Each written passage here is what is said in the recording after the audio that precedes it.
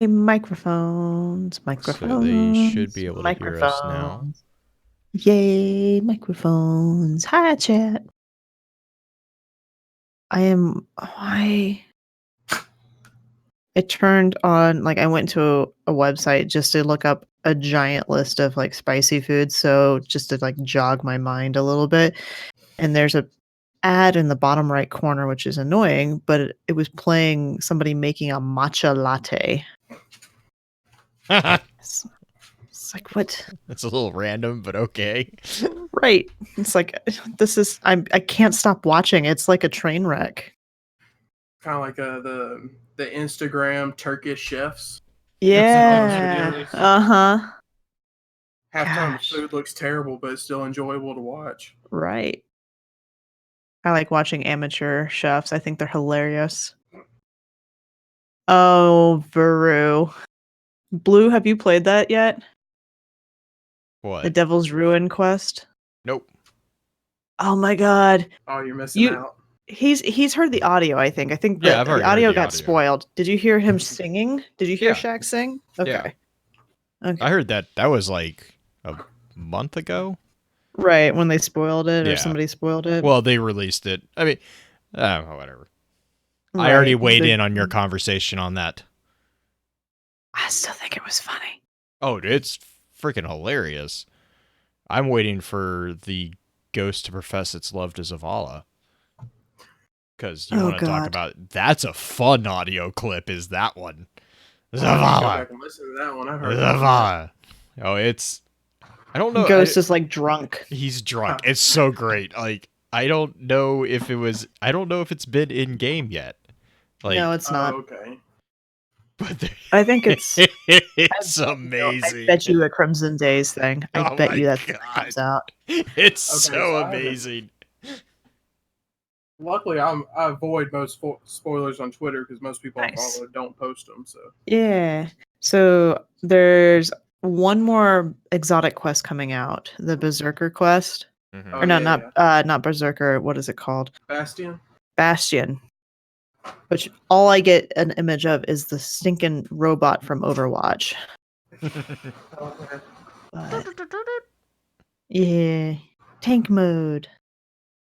And the gun has such a different aesthetic than the robot, and yet the robot still comes to my mind. Uh-huh. I think it reminds me of a little bit of Touch of Malice. Yeah. Kind of in the build of it. Hey, Dragonfly. Thanks, man. To me, it looks like a Warframe gun almost. Yeah, I could see that. I could see that. All right. Does everybody have Audacity up? Yep. Sweet. Let's start record. We count down 3, 2, 1, click, and ready. And 3, 2, 1, click. Good stuff. There we go. Yeah. Oh man. Yeah, we were talking about Devil's Ruin a little bit, Dino. Before we get up, you have to have the audacity to have Audacity up. Ruru, I have the audacity to tell you that Audacity is free, so you can be all Audacity with us.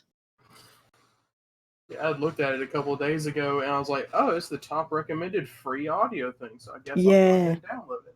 So, fun story. An entire semester, well, almost an entire semester of my music technology class was focused on using Audacity. Oh. And which was kind of cool. It's like, oh, great. This is awesome. I don't have to pay for this, unlike some of my other stuff that I had to pay for, like I can't even think of the name of it. It's the music composing app software. Gosh. Sibelius. There we go. Yeah, I had to drop $120 whenever I was going to college for different programming apps. Mm-hmm. Oh my gosh, I still don't know how to program. Yeah. Oh, I forgot about that one. What's that? Twinkle, twinkle. The ghost. Hang on. Let me see if I can patch the audio in for you guys. Gotcha. I forgot about this audio. There's not like a hashtag let ghost cuss. Twinkle, twinkle, assholes. Twinkle, twinkle. Right. I forgot about that.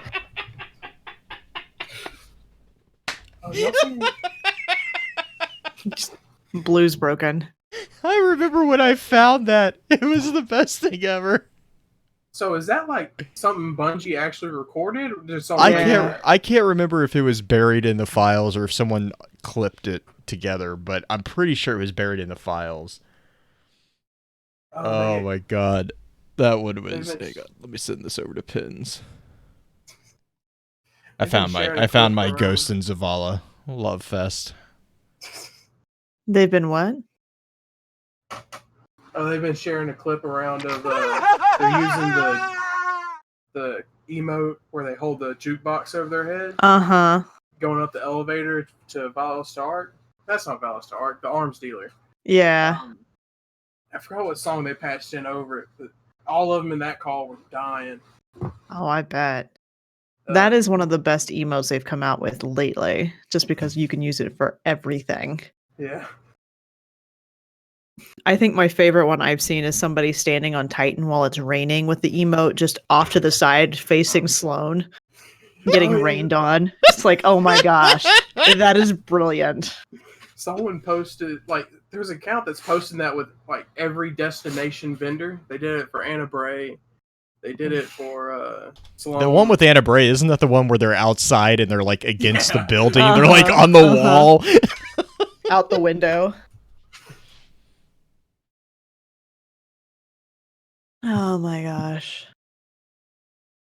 Dino, I'm pretty sure there's been at least one cuss word in the game. Mm-hmm. And there's been blood.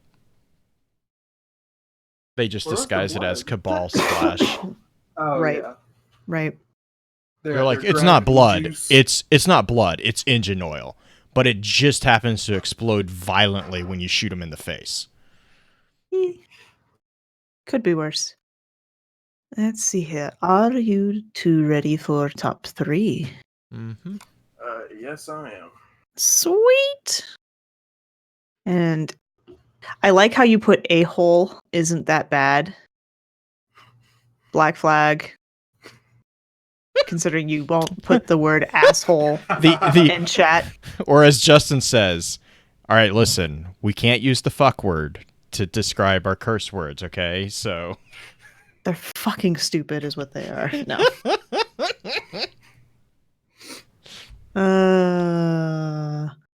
It's so funny. All right. I'm ready. I am too. Cool. Welcome to FFC Top 3, a show where we, your FFC hosts, count things down from 3 to number 1. Maybe one of these times we'll go backwards, but I still like the countdown thing. It does kind of feel like you're in trouble a tiny bit, like your mom's counting you down because you're... Anyway, this week, we're doing top 3 spicy foods, and our special guest joining us this week is Mr. SaintsWorkshop. A gentleman who is very good at 3D printing and painting Destiny weapons. You put up, I think you have it pinned right now, your Thorn that you just recently finished. Yes, that's the one that looks the best in pictures. It looks awesome. It looks super awesome. Not structurally stable, but looks good in pictures. Well, there you go. You don't want to... Would you use it for a cosplay, or would you have that kind of be one of those... It's just good in a box on the just a glass box. Just don't breathe on it kind of thing. I would have to re-glue it together if I wanted to do that, but Gotcha. Well, this week, Blue, I'm gonna make you go first. I'm gonna have Saint go second, and I, as always, will come up at the end with our top 3 spicy foods. So, Blue, what is your number 3? Mexican food. So fajitas, enchiladas, in general. All of them? All of it. Yeah, because that's the only good stuff. If it's not spicy, it's not Mexican food. Tex-Mex, I guess, technically. Okay. Is there any particular thing in Tex-Mex that you are like, that is what I will order if I see it on the menu? Generally speaking, I usually go with chicken enchiladas with sour cream sauce. It depends on the restaurant though, because like there's a restaurant called Chewy's that's especially prevalent down in the Texas area. And they have like Southwest fajitas, which is basically blue corn tortillas that are stacked instead of wrapped, and then they put an egg on top of it, and then they put a green chili sauce on top of it. It's got a pretty good kick to it. They also have what's called the Chicka Chicka Boom Boom, and it is it's a giant chicken enchilada. And then they have what's called their Boom Boom sauce, which is basically they make everything in house, which is really cool, and which also means it's delicious. But it's like it's already pretty spicy, but then you throw the Boom Boom sauce on it, and it's just, oh my god, it's just perfect. You can't feel your face afterwards. It's so good. The Boom Boom sauce. Yeah. So the enchilada is called the Chicka Chicka Boom Boom, and it's like this restaurant is tongue in cheek. It's just one of those. It's I gotcha. Most Tex-Mex restaurants are like that. Like that's kind of the thing. But the reason it's called that is it's a chicken enchilada. It's a giant chicken enchilada, and then they are known for their different sauces or their salsas.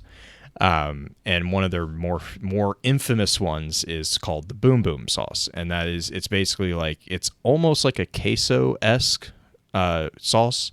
But it's basically one of their it's on the spicier end. They also have a spicy jalapeno ranch sauce. So if you mix the two of them, that's really good too.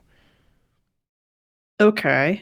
I'm just still stuck on the name, but yeah. Oh yeah. No, it takes awesome. it's one of those things where it's like the first like 10 times you order it, you're like, I'm just like the chicka chicka boom boom, please. And it's like the waiters just love like it's so funny because you can tell how many times someone has ordered it because there used to be one up next, like right down the street from our house, which was really dangerous because my son and I, that was our favorite place. And we would like anytime my wife was like, hey, where are we going to go? Not Chewy's. And it was like, oh, we don't know. We don't have any. That's our only answer.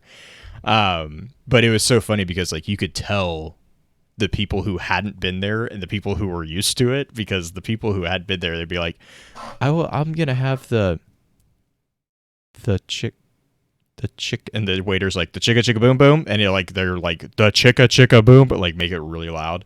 It was just freaking hilarious. But yeah, no, they do like stuff like they do free nachos like all day Sunday. Usually I think a lot of them will do that. So they have like a nacho bar that you can go in, and if you're in the bar you can just go. And so like the little one, Minion, he would just die of happiness. And it's Tex-Mex chips, so it's it's the free tortilla chips. They're just like crack. You just eat like 5 baskets and you're like, where did they go? When they have way too much sodium on them and everything, all the salts. No, see, the thing is you don't want to get too much salt on them, because then you have to drink your weight in water, and that fills you up faster. So you want to get light salt. Okay. Going in with the pro strats. Yeah. Well, it's not like I grew up eating Tex-Mex. It's one of those. I can definitely vouch for Chewy's. I got one pretty close to me. Oh my god, you're so lucky. And if I wasn't working most evenings, I would spend way too much time there. That's funny. It's so what would be your number 3? Saint? My number 3 is like the bacon cheddar fries you can get a bunch of places. Okay. There's a restaurant here that takes them and then makes the cheese with Frank's Red Hot. Nice. So like buffalo bacon ranch fries. Oh, they're so good. I have to avoid that place, or I wouldn't have any money. Gosh, that sounds delicious. That sounds. Oh God. Oof. It also made me happy I didn't put Tex-Mex as my third pick. Right. Can't double up on the same stuff. I mean, you can. It's Tex-Mex. You can always double up on. There's so many options in Tex-Mex. Like 3 things on my add-on list are Tex-Mex, or if you like, I'm gonna go with more traditional Mexican food as my number 3, And it's because, the area I grew up in, Kansas, was very, very Hispanic heavy, and so we had some real good tamales, and we would sell them, like, people would sell, like, burritos and stuff like that just all the time. That's what the sporting teams would sell to raise money for, like, shooting jerseys and stuff like that, so we sold tamales, and a real good red tamale that it almost is so hot that it hurts you instead of you can't taste it kinda thing, like, it's just on that borderline. Oh, it's so correctly good. made is what I'm hearing? Yeah. Well, that and just it's it hurts going in, but it hurts worse coming out kind of tamale. Those are great. Those are perfect. Oh. It's funny story, my Julie and I have a neighbor real close by who we're really pretty good friends with at this point, and she and her family made tamales and gave them to us for Christmas, and she's towed over that line a little much. Like, I took a bite thinking, 'cause she's a very white woman, older, 65, 70-year-old woman made these tamales, and I was like, "Oh, they're just gonna be real mild, it's great." Took a giant bite, ended up coughing because she caught me so off guard. I was like, "Oh, she knows how to do this. Got it. Gotcha." Approach with caution. Green found the armadillo toe. I did. There's a taco trailer right down from my house, and I don't go there anymore because I bit into a taco and just about keeled over and died. Man, taco trucks are like that though.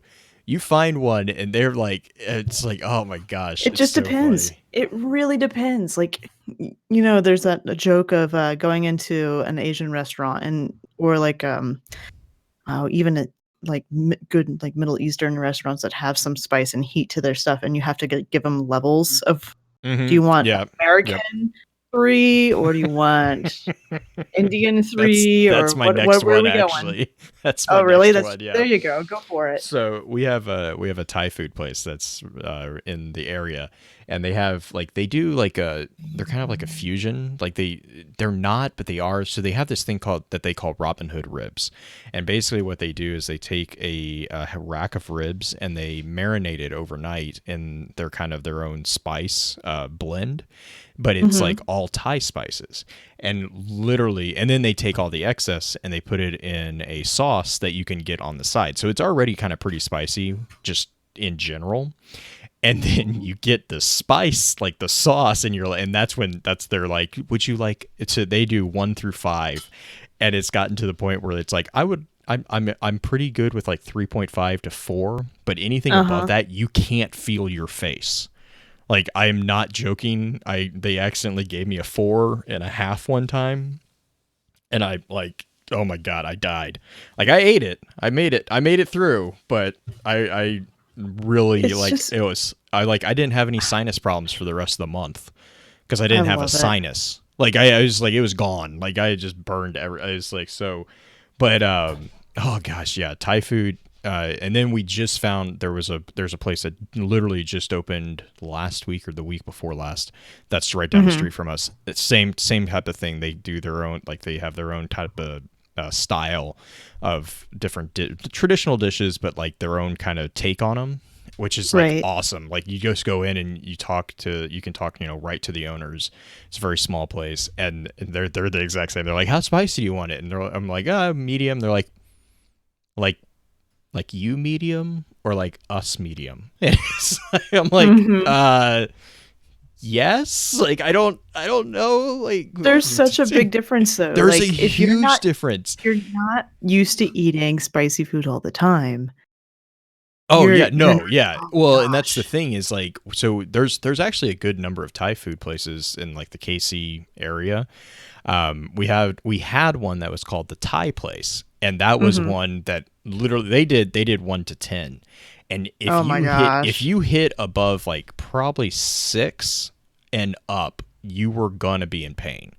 And I was friends with someone who he always got like 9. And it was like watching him eat it. I'm like, okay, look, I liked spicy food, not that much. Like, when it causes you like obvious physical pain, I'm like because there is a point at which you can't taste anymore because you're in so much pain. Right. But yeah, no, it's Thai food's so much fun because like especially if you can get like if you have to go a couple times, I find, to kind of get a feel for it, and you also have to be careful because if the elder generation is cooking in the back, they will kill you. They will kill you.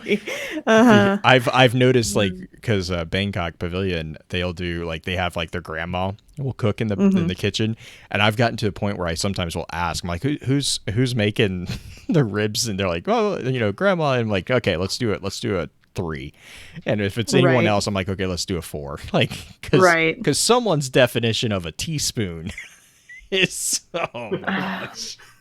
It can you want to talk about taking a bite out of something and be like, oh no. I have a Hispanic coworker of mine. She brought tamales that her mother made. And I was like, oh, these look great. Can I have one? She goes, you're a little pale for these. I'm like, me. And I ended up trying one. It was hot, but I could handle it. Oh my gosh! She keeps bringing that up every time. You turned red when you ate it. Yeah, gosh. I don't know. And I mean, you can kind of tell that all 3 of us are from the Midwest. I mean, we have a lot of Mexican food or Tex-Mex inspired answers so far. But what do you think, Saint? What's your number 2? I'm going to go for a pretty generic answer on this one and say like habanero hot wings. Okay. I mean, like Buffalo Wild Wings hot wings kind of thing, or the one I get the most is Wingstop, and then I have a couple of friends that make them themselves. Those are the best, but I'm not living around them at the moment, so Wingstop will have to do. Wingstop's an interesting little place. I haven't gotten the hang of whether or not I I haven't decided if I really like them or I really don't, because there's a place in town that does just homemade wings, which are amazing. Like, I will forego any other food and just eat hot wings for dinner. No fries, just hot wings at this place. But there's a semi-local place here that everyone loves. But I went there twice, and both times I got burned with wings that taste like they've been sitting there all day, and I decided I'll just get like Wingstop's not the best, but it's consistent. So that's true. With them, they're a bit of a chain. There's one here in town where I'm at in Colorado. So yeah, there's like 3 in the town I'm in right now, and nice. There's one we don't go to because the wait's always like 45 minutes, but good food. It's the furthest away, so no, it's just because they only have like 2 people in there working at once. Oh gosh, yeah, that can be rough. My number 2 happens to be kind of a cheat. It's a kind of a catch-all, kind of like Blue did with the Tex-Mex thing, and it is anything with green chili on it, or like in a drink. I've had a green chili margarita that was amazing as well, but like a green chili. There's a burger at the same local joint that does the hot wings called Date Night Burger.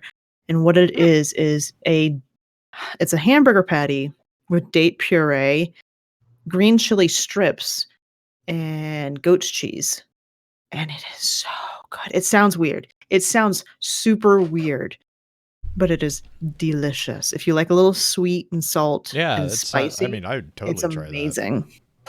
It's super good. You should. I'm telling you, Blue. You got to come up here. We're gonna go. So we have BRGR down here, or in this area. I don't know if they're a chain or if they're just in this area. But anyways, they have this. They have it's not spicy, but they have a burger called the Fast Cow. It's so good. The Fast Cow. It's like a half a pound patty that they have caked in espresso grounds, and then they cook it with the espresso grounds on it. Oh my gosh, it's so good. That is different. Yeah, well, yeah. I mean, but it's the thing is like I love, and thankfully Minion coffee. Is this. Yeah, he's yes, that is accurate. But I also love trying like different things. Like fusion is like really kind of one of my big things because I just like the combos, like the new combos. But yeah, BRGR is a pretty interesting place. That's cool. Y'all are a lot more adventurous with y'all's burgers than I am. I like a good like chili cheeseburger like anybody else though, but it's just kind of fun to try something that's just. And to be honest, I did not order this without having ever tried it. Julie ordered it. She's way more adventurous than I am, and I just stole some food from her one night and discovered that I actually liked it. So adventurous, it's fine. Most adventurous I've gotten with a burger is like the most adventurous I've gotten with a burger is like the burgers where you get the patty, cheese, bacon, and egg fried on top. Mm-hmm. So, those are the Good delicious. Morning burger. Yeah. Oh, those are delicious. BRGR has those too. Nice. All right, Blue. We're down to number ones. So I'm gonna cheat. My number one is actually not a food item. Well, it is a food item, but it is a liquid. It's called the salsa. No. Oh gosh. So I'm looking up the Fast Cow to send it to the chat. I literally just blanked on this. Wee Bit Naughty. It's a coffee that actually they make at a local. So there's a locally owned coffee shop that's right down the street from us, and they have a coffee that says, or it's called Wee Bit Naughty, and it is a latte that is made with a simple syrup that they make in house. And what they do is they take they make their own simple syrup, and then they steep for about 12 hours. They steep anywhere from 15 to 20 habanero peppers in the simple syrup. Jesus. And so like all the I was talking to him because I was trying to get I've been trying continuously to get them to sell me a bottle of the simple syrup. They won't do it, but they told me how to make it, and they're like, yeah, just make sure you're in a place that's really well ventilated. Right. Because the stories that they have of like when someone's making it and they forget to open the window. Oh my God. But it's like, so anyway, so like I usually try to get I've been trying to cut back on milk consumption, so I usually get coffee with oat milk. I made the mistake of getting this with oat milk. So if you're ever in our area, don't do sweet. that. Don't. Oh yeah, no, I love oat milk. The problem is oat milk does not cut spice the same way as cow's milk. So you will die if you drink the Wee Bit Naughty without like actual milk in it, because that's what I found out. It was oh my gosh. That's kind of funny. I kind of want you to try it with almond milk, and then I want you to try it with soy milk. And then I just want to kind of watch soy milk. I'll try almond milk, but soy milk's just water. Skim milk? No, that's milk that lies. Skim milk is. I have words that I'm not allowed to say on the podcast because we don't have Rick on with us. But that's funny. What's the Ron Swanson quote about skim milk? I think it is. I think it's milk that lies. Because I remember hearing it, and I was like, yes, exactly. That's exactly what it is. I have a problem with oat milk because I feel like I'm having breakfast again, and I don't want my coffee to taste like breakfast. See, I like it because I do overnight oats. Right, but still, why do you want to drink your? Oh no, because I use it in the overnight oats, so it's it's the same flavor. I don't like the taste of milk either, so whatever. Oh, I like milk anyway. We need a scientific experiment. Oh no. Milk that lies is lactose-free milk. That is true, but lactose-free milk still tastes way better than skim milk. I'm not gonna lie, I'll still have some lactose-free milk. If someone puts a jug of skim milk on there, there's no way. There's no way. You just feel like you're watering down your coffee at that point. Well, I don't drink coffee, so. I do. Way too much. Number one for you, Saint. Where are we at the end of this list?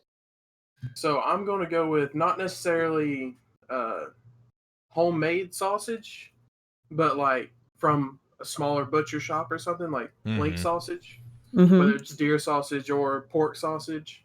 We had a local meat shop that we would get it from, and it's spicy, but not like, I mean, it's spicy for me. Right. Well, I also include boudin in this too, and I always love some spicy sausage or boudin to go with breakfast, or if I'm making like gumbo or something. It's always nice to have. Plus, you can buy like 5 pounds of it and just freeze it for when you need it. That's always nice. That's one of my kind of also rant going on at the end of this. So my number one is, it's not the spiciest thing on my list, but it is my favorite thing. And it is actually a recipe that Julie introduced me to. She makes something that we call lovingly green soup. It's not a pea soup, but it is a tomatillo soup that has green chilies in it. So it's tomatillo, green chili, not chickpeas, hominy, and onion, and it's all chicken and all this. It's like it's a green chili, essentially. It's a chicken chili. And we will freeze that, and it's amazing. And yeah, I didn't think about that black flag, but we're gonna say that she did. She named a soup after you. But it also has lime, and lime is my favorite complement to green chili or jalapeno spice. It's so good. And now my mouth is watering because I'm thinking of that, as well as chicken and a bunch of other things that she makes that has a little bit of spice and citrus to it. But yeah, it's one of the most delicious soups, and I'm not a soup person. So I'm sorry. Whenever people talk about hominy, it just cracks me up because I know it's terrible. It's just bleached corn. Do you know what you use hominy for? Use it to kill rats. Right. Because you soak it in lye. Right. I'm aware. Okay. I'm aware. I had to explain this to my wife the other day, and she doesn't believe me. She still refuses to acknowledge that I'm right on this part. It's also terrible for you in any large amounts of any sort. It's just one of those foods that I like it in it just because it's kind of puffy. Mm-hmm. And I'm not a huge fan of corn, like chunked corn or anything like that. But hominy, for some reason, doesn't count as corn. You're human. You're right. Yeah. You don't have 6 stomachs. Process it. Right. We can't process it. But do you guys have any also like things that almost made your list kind of thing? Also rams? Sushi. In general, the spicy rolls, like the spicy tuna rolls, jalapeno rolls, like all that stuff. I love them. Not as much as my wife, but I will eat them. So would you eat your wife? We're not going to answer that question. PG. Yeah. T for T. Yeah. My one that didn't make the list is because it's not quite spicy enough for me to think it would count. Had some Peruvian food a while back from a Peruvian lady, and it was a dish where it had like strips of steak on a bed of like bell peppers, onions, and it sounds like Tex-Mex, but it's not. Doesn't taste the same at all. And it also has like potato wedges that are cooked in the skillet with it, and it's more of a sweet heat kind of thing. I like sweet heat. And there's no way I could even pronounce the name if I could find it, but we had it 3 times in the course of working in this neighborhood, and both times we had it from a local there. She brought it up in like one of those little reusable cooler/heater bags. Opened up, had it in to-go boxes. It was the best meal we had while we were there. Nice. So nice. I have a whole list because I like spicy food. Buffalo chicken pizza. You can hear Julie sneezing in the background. Yeah, buffalo chicken pizza. You don't have to have any like cutting cheese on it. Like a lot of people like to put blue cheese on it. You don't have to do that, but it's a nice addition if you have it. Another one is armadillo toes, which is something Blue brought up at the beginning of the podcast, and I have a fun story. This is actually a family tradition that gets way out of hand. We had those actually for Christmas too. When my family came up, my mom decided she wanted to make a bunch of those. So it's like, great. She didn't do the fateful. Oh, she didn't do the kamikaze toe. Thank God, because I had 3 nieces and a nephew, all under the age of 8 with us. And if we would have done that, I think my sister-in-law would have disowned all of us.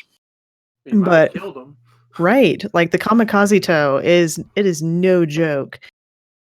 Apparently my mother's fine with like murdering her own children with it, but not her grandchildren. So I see where I stand. It's fine. So I'm getting a vibe of what it is, but could you explain what an armadillo toe is? So an armadillo toe is another name for like a popper, a jalapeno popper. And it's basically a jalapeno that has been stuffed with cream cheese most commonly and wrapped in bacon and then grilled. The kamikaze toe is after you clean out all the jalapenos and you stuff most of the cream cheese and everything else, you mix the last bit of cream cheese with the seeds of all the jalapenos and you put it in one popper. And then you grill it and it's just hidden amongst all the other ones. And it's just basically Russian roulette for food that's going to hurt you. Okay, so I've had an experience with someone doing that, but I didn't know what they were at the time. I thought they were just jalapeno poppers. Yeah. Luckily, I didn't end up with it, but we had a guy who ended up going and laying down for a while because he ended up with it. Oh, yeah. Oh, yeah. It's not fun. And it hurts worse, especially if you're like the person who's just stubborn enough to eat the whole thing because you're not going to let your parents know that you're the one who got it, but you're going to eat it anyway. Yeah, this was the guy who would always like try to take the whole thing in one bite. Yeah. He got as much in there as he possibly could. That's when your face goes, mistakes were made. Uh-huh. He swallowed it. He went to the refrigerator and then freaked out because they did not have a jug of milk. Oh, no. And no. Downed a bunch of water and said he's going to go lay down. It wasn't in his house. The spiciest thing I've ever had, though, and this is not counting like curry, because curry's its own level of crazy sometimes. The spiciest thing I've ever had is when we went on a road trip through Arizona and kind of the Route 66 road trip. It was one of Julia's and I's earliest adventures together. We stopped in a ghost town in Arizona called Jerome. If you ever make your way, like you're heading towards Phoenix or even Sedona, Jerome's not too far from either of those places. And in this ghost town, their big thing, like a lot of ghost towns, is ghost pepper. I tried, you poor and soul. I was just like, I was just like, that's fine. Like, I'm good with spicy. I grew up with spicy food. It's fine. So you could try a bunch of different ghost pepper salsas.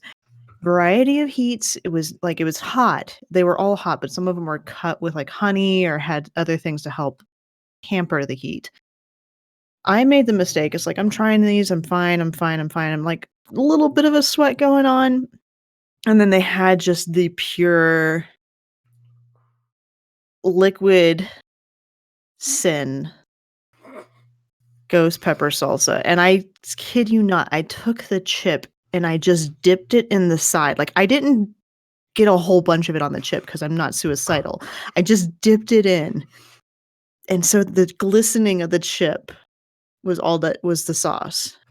Tried it and I was coughing and crying for the next hour. And we had a wait to get into the restaurant of 30 minutes. And I had to beg the waitress to let me just have some water or milk or something because I was still crying and my sinuses were completely cleared out. So if you ever make it to Jerome, go up on the little, it's a raised street. Like the streets are switchbacks. So it's like the second street up. There's a shop that sells ghost pepper salsa and just try the pure ghost pepper sauce. Holy God. You're not making a good ad for this right now because I doubt I'm better at taking spicy food than you.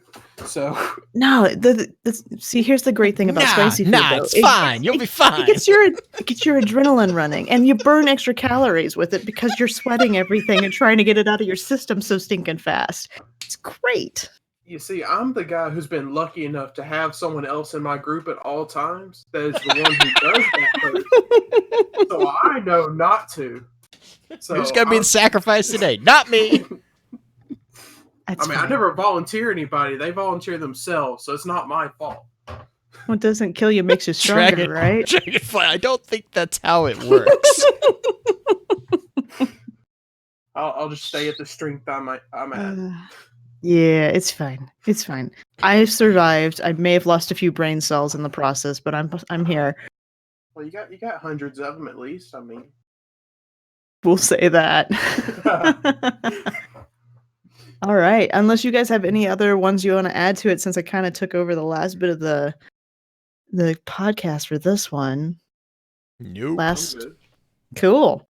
Well, that's going to wrap this week's top 3. Thank you guys for joining us. And as always, hit us up on Twitter with your ideas for top 3s. They're always kind of fun. I do like doing the food ones. And I know everyone was giving us grief because we were doing a food top 3 like every week for a while. I like it. It's easy to talk about. It's something that's relatable to all of you guys and things that you guys can go and find.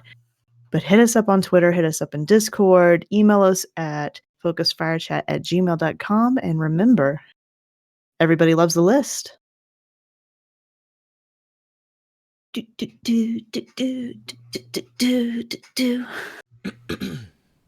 Okay, I am going to make a quick potty break as well as get some more coffee because I'm addicted and it's almost 10, so I'll be right back.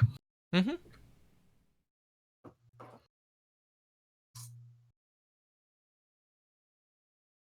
I'm surprised I was able to actually come up with 3 spicy foods for that because I'm not exactly.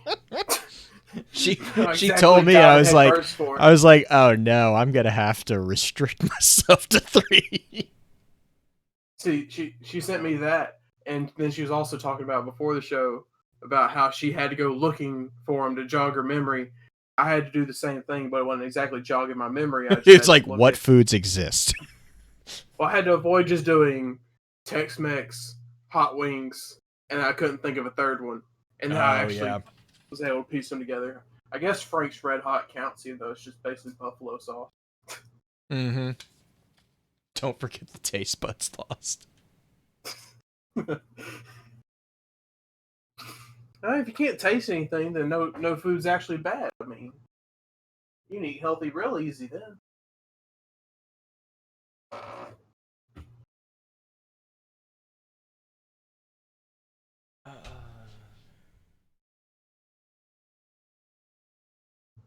See if I can make these screens make more sense on my laptop.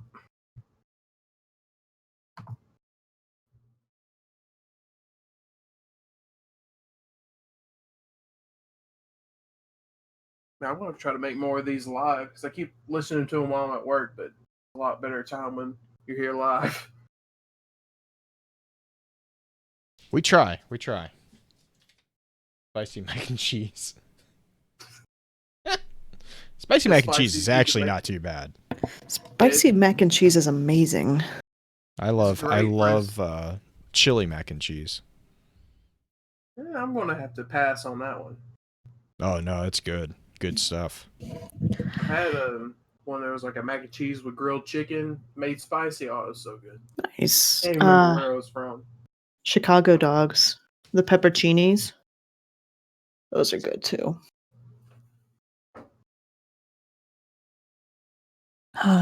So many good food places. Cece's Pizza is an abomination, though. Just gonna say that. Don't like Cece's. There's about 3 places I will go to, or I'll go to Cece's before, but no more. Cece's is in the bottom of my list. Okay, it's not the worst pizza I've ever had, but it's just I applaud them for their courage to take steps outside the normal parameters of pizza.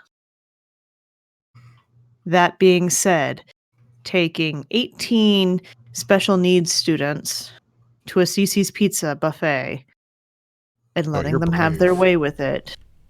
Yeah, I wasn't alone, thank goodness. I had there were about 7 of us as far as adults to help take care of the kiddos, but it's just you never see so much mac and cheese get devoured.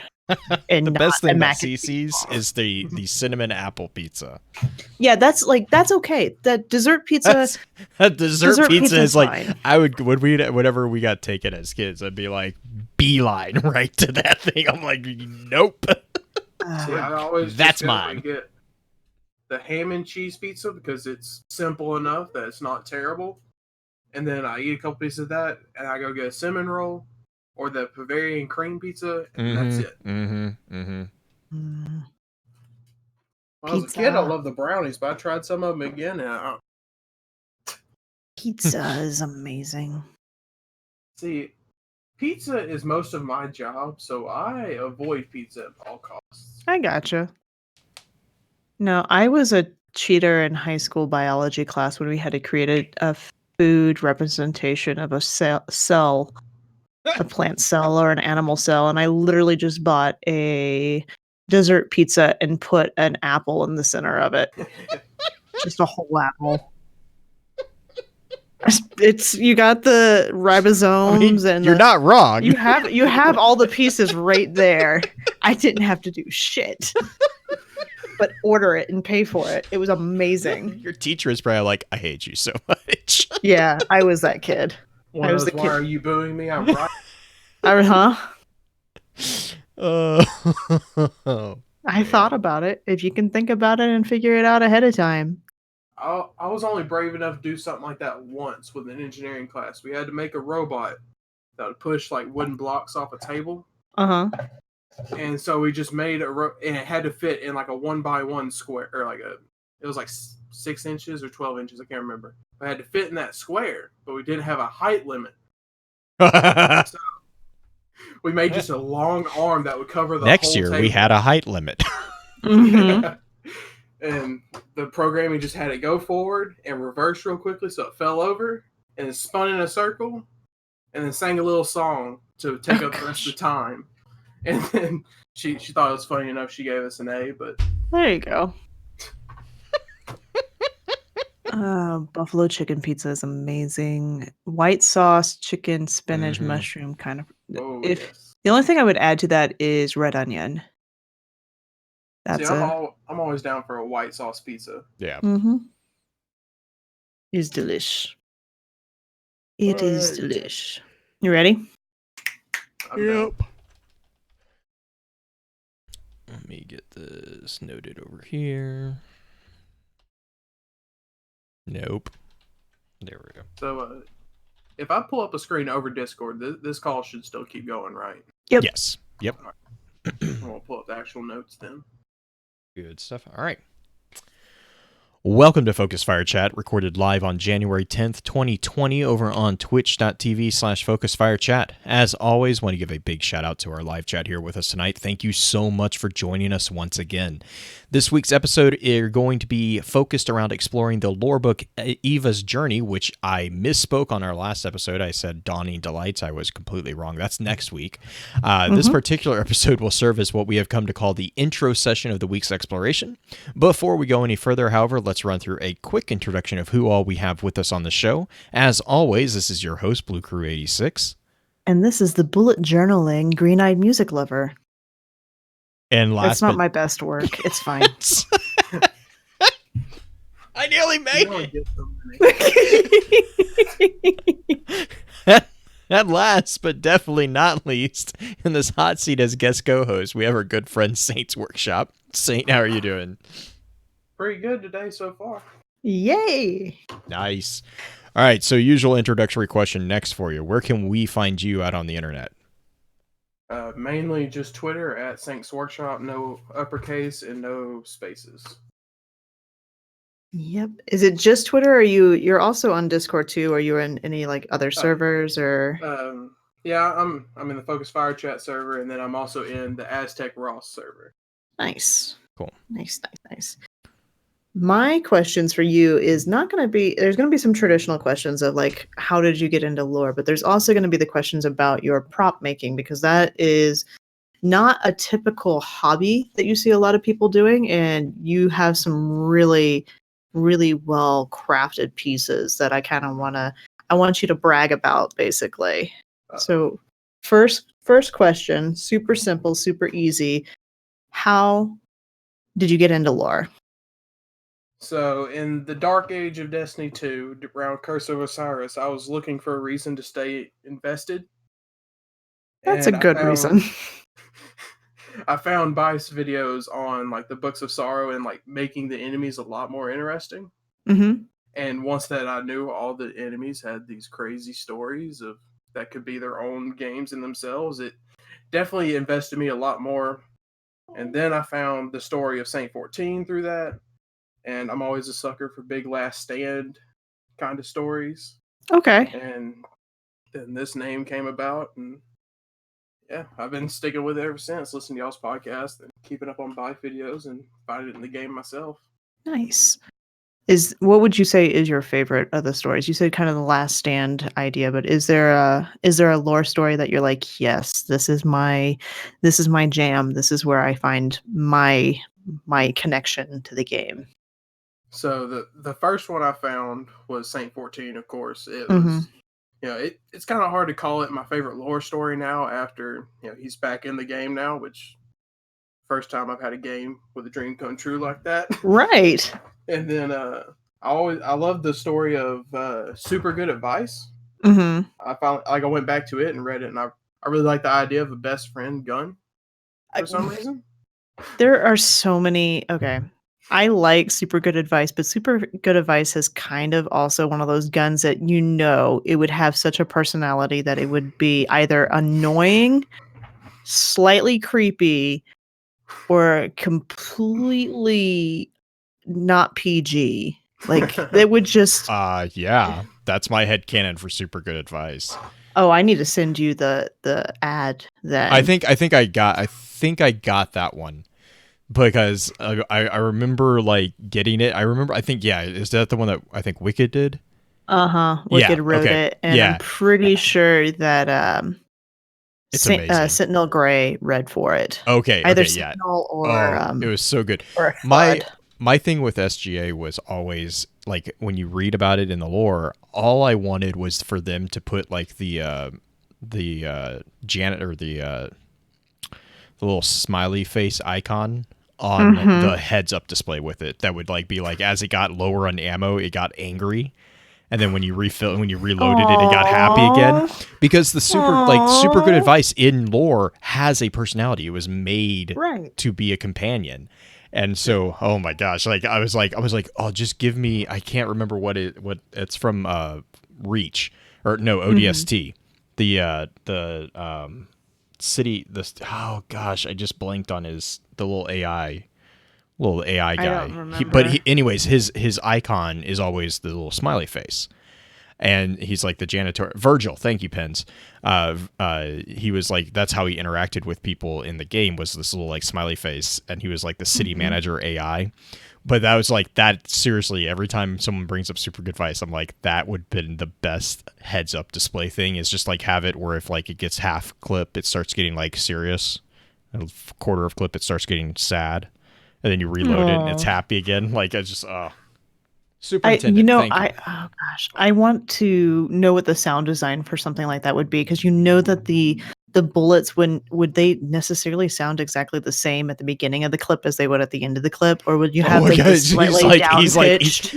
He's holding on to him, or it's holding on to him. Like, no, I want it. Give him like a screeching noise, like they got right. the brakes on. They have to fight to get out of the gun.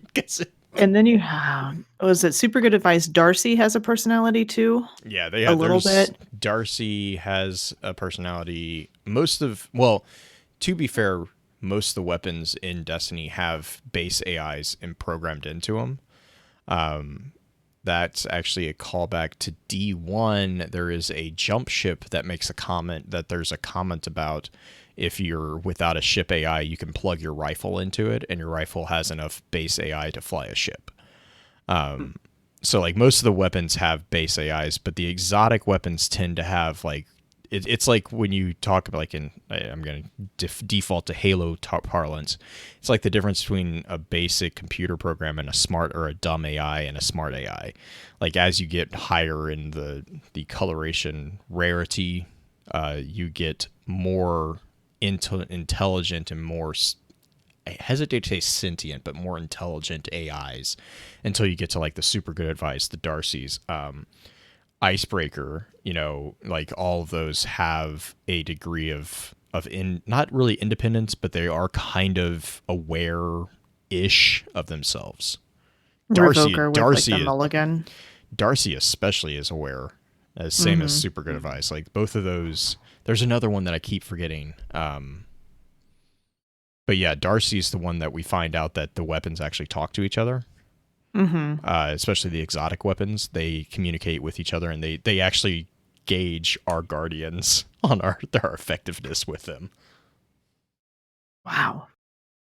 Okay, I'm gonna steer back towards Saint a little bit. So you mentioned like the super good advice story, which sent us on a bit of a tangent. But my question is, if you could have any AI from any franchise, any gaming franchise, any movie franchise, who would you pick to be your AI companion?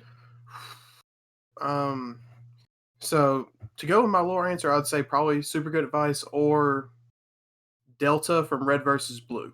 Oh my god. Nice. Okay. Nice. Yeah. Yep. That shows the only reason I have any Halo knowledge until I listen to Penn's Halo on y'all's podcast. Mm-hmm. Nice. So that's acceptable answer. Yeah, RBB's good. RBB's good. I still have problems with Hey Chicka Bum Bum. That was Chicka Bum Bum. That was my message ringtone for years. Mine was the award. I've got a purple ribbon. Oh god. Or beep boop. Beep boop. Boop. See, I enjoy the don't come to anyone's doors promising cookies. Oh gosh. Yeah. Protect me, Cone. Oh, all the RBB references. Sorry. I need to go watch that again. Another question for you. What class is your primary class in Destiny? So I've always been Titan main.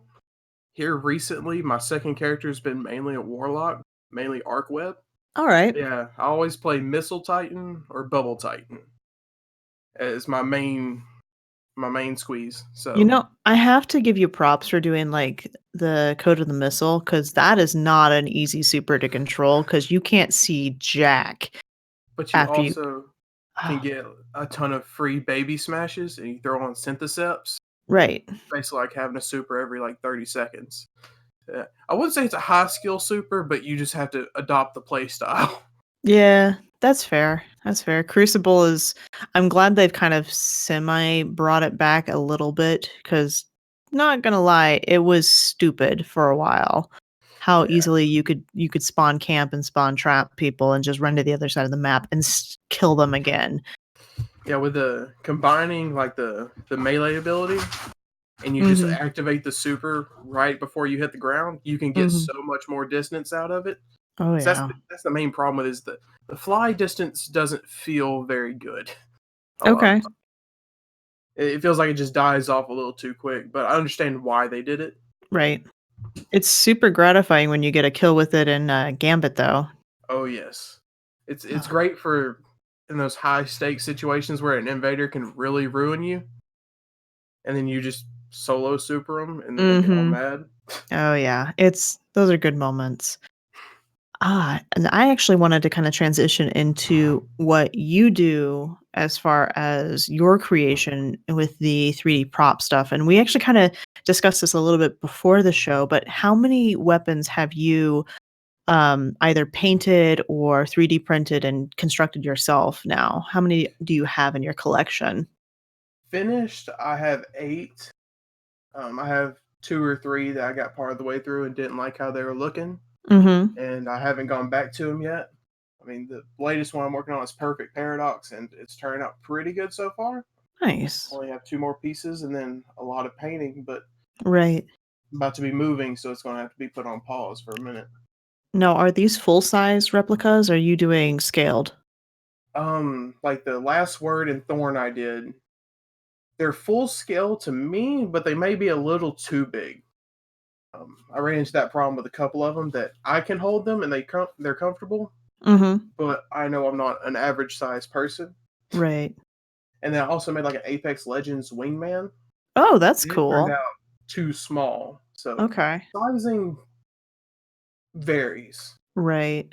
Um, I as far as, like, the props that I've seen that from, like, different cosplayers and stuff like that, most of the weapons are a pretty good size, and if you look at the Bungie weapons themselves, if you go to, like, a convention or you see them at Bungie or if you get a chance to see anybody else's who's purchased them, they're not tiny weapons. These are way, way larger than what I would consider a feasible weapon to fire. And I mean, growing up as a hunter with my family and everything like that, I've held shotguns. I've held not sniper rifles per se, but like I've held hunting rifle. rifles. Yeah, a Yeah. hunter rifle.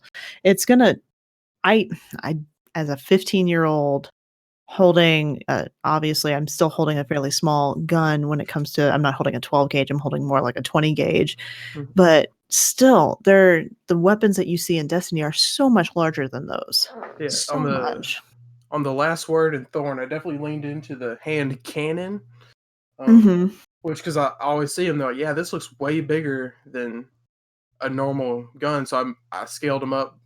Like, I went in and said 120% the size. Mhm. And I mean, I like holding them. They feel good in my hand, but I know if I passed it off to someone, smaller than me, they wouldn't have such a good time. So I'm about to start doing commissions when I can, but that will definitely Nice. depend on the person who's ordering it, on what size Right. I do, and that kind of thing. That's cool. Do you have any like, you mentioned Perfect Paradox, you had Thorn, you have Last Word. Have you primarily focused on hand cannons, or are you looking at doing maybe some of the rifles as well? So that's what this Perfect Paradox is going to do for me, is kind of the test run on making bigger stuff, Okay. because 3D, the actual process of printing it takes kind of forever. Each piece for this Perfect Paradox, and it's in about 6 pieces, Mhm. taking about 21 hours each. Wow. So it's a lot of turning it on, making sure it starts right, and then just leaving it, and then coming back and gluing it together when it's done.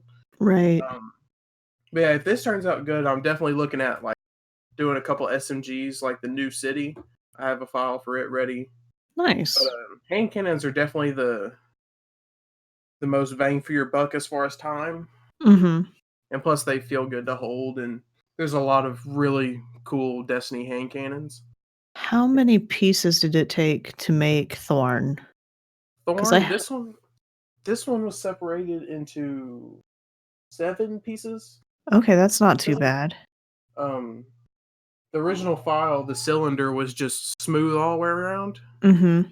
so I had to get a new one, which was too small. And when I scaled it up to fit, there was about 2 inches that wouldn't fit, so I had to cut it in half and then fit Dang. it in. That's why the cylinder looks so big in there on it. Right. Yeah, that one took about 8 pieces, but it was because it was like split long ways, and the width of it. Okay, So I'm gonna do a slight intervention question. What yeah, kind of dog do you have? Old English Bulldog. Oh, you hear her is it a she or a he? She She sounds adorable. She wants to be on the she's podcast. What's she her is terrible. what's her name? So I gave her this name before I knew it was a traditionally male name, but I named her Luca. Oh, nice. Um, yeah, we ended up with her because this people we know breeded them Mhm. and accidentally backed over her when she was a little puppy. So she Oh. broke 2 legs and her face was messed up. And they said if we can afford the vet bills, we can have her.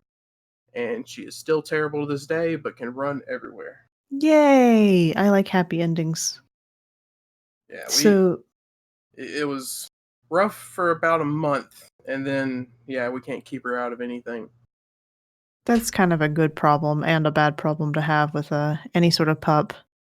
Yeah, the biggest problem is that she doesn't have an off switch when it comes to eating. Yeah. We've had to take her to the vet because she nearly offed herself eating. So yeah, she's been colorful to have. That's a good word for it.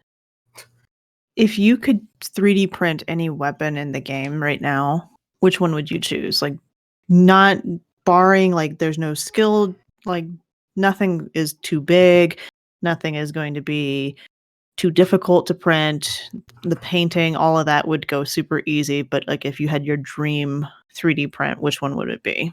So the first one was Perfect Paradox, but I'm already doing it. Okay. So the next one would probably be like a Thunderlord or some Destiny machine gun. Right. Or Icebreaker. Ooh, those are all good choices. I like it. I had Icebreaker for about 2 months before Destiny 2 happened. I loved it while I had it, even though it was nerfed, but best sniper. I still love the look of it. Best sniper ever. Yeah. I love that sniper rifle. It's always good if it objectively breaks the game. Yeah, well, I mean, sure, but it also was just, from like a lore perspective, it was also really fun too. Yeah, that was a little before I got too far into it, so I haven't read that one yet. It's the gun that blows up when you fire it. Everyone's like, don't use it, and all the Guardians are like, it does what? We need a lot of them. It's like what was the Sparrow? Was it Timekeeper? Timekeeper, yeah. The Sparrow that blew up if you drove it too fast? You can drive fast, but it might explode. They have the Marcus Wren one that was in Eververse a couple seasons ago, where it's literally just an engine with 2 little flaps on the side. The whole warfare is like, you can't just ride an engine. Watch me. Yeah. If I die, I die. Yeah, Marcus has got a few screws loose in the head. Cool. Well, you said you talked about how you want to do commissions and stuff like that. Definitely let us know when you start doing that, because I'm sure that we have some listeners who would love to get their hands on some prints or just builds in general. Because I know I actually purchased not from you, because I didn't know you were doing this at the time, but I purchased a trust, and I got my 3D printed trust in probably 17 pieces. And it's still in about 16 pieces. So I've glued 2 pieces together so far, and I've sanded some of it. See, trust is like, it looks simple, but as far as printing it, it's got a bunch of pieces. Especially since it breaks over. Like I did a Hellboy revolver, and it does that, and it was a nightmare to get that to work. I'm sure. It still ended up breaking. I haven't fixed it yet, so. So are like the Destiny weapons like the ones you've like? Did you start with Destiny weapons, or did you kind of have this 3D print thing, or at least figure painting done beforehand? Was that just a hobby you grew up doing? Oh no, I only started 3D printing about 6-7 months ago. Oh, nice. I originally was big into like woodworking and that kind of thing. Okay. And then when I moved to where I am now, that's not an option because I live in a really small neighborhood, and the noise would get me kicked out in a heartbeat. Oh, dang. And I looked into this through, different people on Twitter who've done it and a lot better than me, and found a printer in my price range. And yeah, the first one I did was a Fatebringer that looks terrible now, but at the time I thought it was really cool. Nice. I mean, there's always going to be the progression of getting better. So, yeah, cool. Well, I am excited to have you on here because we're talking not only about like your 3D prints and the creation of the weapons and the painting of the weapons that you're doing, but we're talking about a lady who's all about fashion and kind of the fashionista, if you want to say, on keeping us look good in the tower this evening. So I'm going to toss the show back to Blue and let him go through any special announcements if we have any. We don't have any this week, though. I will say we are still collecting questions. If you guys have anything for questions to ask a tax specialist, probably won't be able to get it out because it has now officially begun tax season for all the CPAs out there. We stand in support of you because, we'll get you coffee. That's the best I can do. But we will try to get those questions collected. If you do have any, please keep shooting them over. Other than that, I am starting to look at schedules for our next DL or Destiny Quarterly Lore Review, DQLR with the Lore Network. So we'll be getting that hopefully ironed out here soonish. I don't know when, but we will definitely announce it on the show, and then also over on Twitter. If you follow the Lore Network, it's just at the Lore Network over on Twitter. That's where probably the best way to get an idea of what's going on with that stuff. But yeah, that's really the only special announcements that I have off the top of my head. But let's just run through some really quick standard housekeeping notes, and then we're going to jump right back into it as far as getting kind of into an introductory session of what exactly Eva's journey is. So with that being said, Green, do you want to give us a bit of the cocktail knowledge, as you like to call it, for what this particular lore booklet? Is it lore book or lore booklet? What do you guys refer to these things as? I mean, some of them I would consider books. I think recently I would consider them more booklets because they're like 9 pages long rather than like Maracena. Yeah. I'm still going to call them books because that's how they're labeled. That's like book. Just stop thinking. I'm just going to keep it at book because that's how they're labeled in Ishtar Collective, and it's just easier to kind of go with what they've got going on there. Yeah, see, Dancing Veru has that's my problem with it. But okay, sorry. You want to call it the lore pamphlets? We're just gonna mess them all up. Anyway, propaganda. They're propaganda. Yeah, sure, it's fine. It's fine. So, handing out to this week's grouping of propaganda, we have Eva Levante. Yes. Eva is also known as Grandma. She is a sweet old lady who happens to be a civilian in the tower. Eva first showed up in the tower back in D1. She stood in kind of an alcove similar to where Drifter used to be. If you kind of keep D1 and D2 towers map-wise kind of similar in your head, where Drifter used to be hiding in kind of that back corner over by Ikora, Eva had her own little pocket hallway that was really great for hide and seek, kind of tucked away over by where the speaker's tower was. And the thing that Eva used to sell, she used to sell shaders, which I miss, and she used to sell emblems, which was also kind of cool. Most of the time, just blue emblems. I don't think she had very many purple emblems, legendaries. No, I mean, it was mostly speaker. Every now and then she would pop up with one, but it was very rare. It was white and blue emblems primarily, or shaders, and they were basically, she was the collectible lady. At one point, and I'm trying to remember if it was 2015 or when they installed the iPhones. Yeah, when they installed the iPhones, which that's a weird. I had forgotten about those guys. That's a weird thing to bring back up because we don't have anything like that in D2. So for anybody inside your menu now. Yeah, so in D1, for anybody who hasn't played D1, at one point in the tower, instead of going to your menu and just pulling up your collections, you used to have to go to kiosk that looked like iPhones, giant screens, like those screens that you can see outside subways going into the subway system if you live in that kind of area. It was those. They were interactive, and you could pick up whatever items or whatever you're missing, bounties, stuff like that. Beyond that, Eva, at one point, both she and Tess, yes, that Tess, don't curse, it's fine. That Tess and Eva decided to put together the first dawning, and you had Festival of the Lost. I believe Festival of the Lost was first, and they created the mask, and you used to have to go to mainly Tess at that point in time to deal with the mask and the candy and stuff like that. And then Eva also had a hand in it with the candy. That being said, we fast forward. We went through Festival of the Lost, The Dawning, and Crimson Days. Then you get to D2.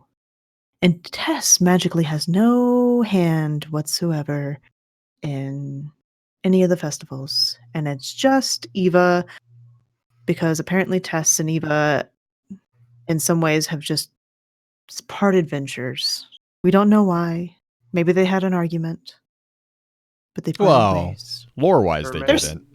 No, they're still, as far as we can tell, friends. Eva's right next to her now in game. So yeah, it's Eva, Tess, and Amanda are all like really good friends. Yeah. Well, I think Eva's less necessarily a good friend and more of gets roped into some of the shenanigans that those two do. Because for two older ladies, those two can get into a bit of trouble. And they are manipulative. Oh my gosh. But that's my cocktail knowledge on it. Yeah, I mean, Pretty she's not base. the most complex character, but she's nice to have in the story, you know? Oh, yeah. And she's actually got some really interesting tidbits when it comes to the story itself and Eva's journey. So the cocktail knowledge is just about Eva in general and kind of her history in game. But as we're going to see primarily in the advanced episode, Eva is very much so our eyes of what it's like to be a civilian who works in the tower. And not only just a civilian, but a civilian who has relationships with people that are not tower people. And you kind of get some sad moments in Eva's journey, especially early on. Beyond, and with that, we have, I'm trying to think, we have lots of quotes from Eva. She's got kind of an interesting, excuse me. I mean, you had some really good ones, some really happy-go-lucky ones, some really creepy ones. You know, I kind of want to do my spin foil for this episode because I know just want to break everybody just immediately. It's fine. You see, I was happy we ended up with this topic because last week you had Man-at-Arms do the one that makes your brain hurt. And then you had Unveiling that also is that way. Right. And past few weeks, I'm like, oh, thank God I'm not going to have to think so hard. And then I saw you post your theory on Twitter, and it throws all that out the window. You know, it's okay. It's okay. It's okay. It's okay. So I'm going to go through some of Eva's quotes, or actually, Saint, why don't you do us the honors of going through Eva's quotes? And if you, let's have you, I'm going to kind of highlight them for you. Let's have you read these couple here at the beginning. And then we'll take a tiny break, talk about them a tiny bit, and then we'll go on. Okay, so I'm not going to do my oh-so-great old lady impersonation for y'all because I definitely have one of those. I'm definitely not lying about it. You should do it. You don't have to do it. Although okay. I was lying about having one, so I mean I had to make it up. Do you still think I'm sweet old Ava, who wouldn't hurt a fly? Good, you learn. Old Eva doesn't need to know everything you guardians do. It's best for all of us. Old Eva has had enough explosions in her life, thank you very much. Traditions like this are more important ever during hard. Slow down, look around you. They'll remind you of what you're fighting for. And for friendships to grow, you must feed them. So, I mean, so far, not terribly, like, there's nothing really that dark in here. Well, except for the first one that sounds almost like a threat. Do you still think I'm sweet old Eva? Wouldn't hurt a fly? You learn. Good. You learn. Well, I mean, we see in the book later, I mean, right. She does hurt some things, but she hurts herself more. Yeah. I mean, so it's kind of hard to. Well, and that is, I mean, you are correct too, because there is a call out to that exact situation in, I think it's the last day, because she calls out that she doesn't even recognize herself because the whole situation with the shotgun where she can reload it without even like blinking. Like she doesn't even think about it. She can load it and prepare it, and that's actually something that she does call out quite, I think, a couple times actually. Yeah. In that entry. I was just talking about how like when she talks about she pulls the trigger and she feels cracking. That's not a good sign. Yeah. She doesn't need to play with a 12 gauge. She probably wants to go with a little bit of a lighter weapon. Especially since it might have been a Guardian shotgun, which I assume is much more powerful than just Joe Schmo's scout rifle you see walking around the tower. So, I mean, you also get the fact that she gets a gift, and this is coming in next week primarily, but she gets a gift from Devram of an actual weapon as well. So she's not comfortable with weapons per se. We'll kind of get into that a little bit more, but with the first couple that we've read so far, Eva's okay with what we're doing in the tower. She's happy that we're protecting the civilians in the city and everything like that. But we'll find out in some of the later quotes that she does actually have interest in some of the things that we're doing, but she doesn't need to know everything. She just it's just don't stop talking. Love that kind of thing. I love that it's quote. Like, I don't need to know that. I've lived long enough to know that I don't want to know that. A healthy level of awareness. Yeah. Right. She's not going to make herself depressed by listening to Guardian's friends dying, but she'll pick up on what she needs to. And if you stand next to her in the tower long enough, she does get, just like all the vendors, kind of get not perturbed, but like a little unsure of why you're still standing there.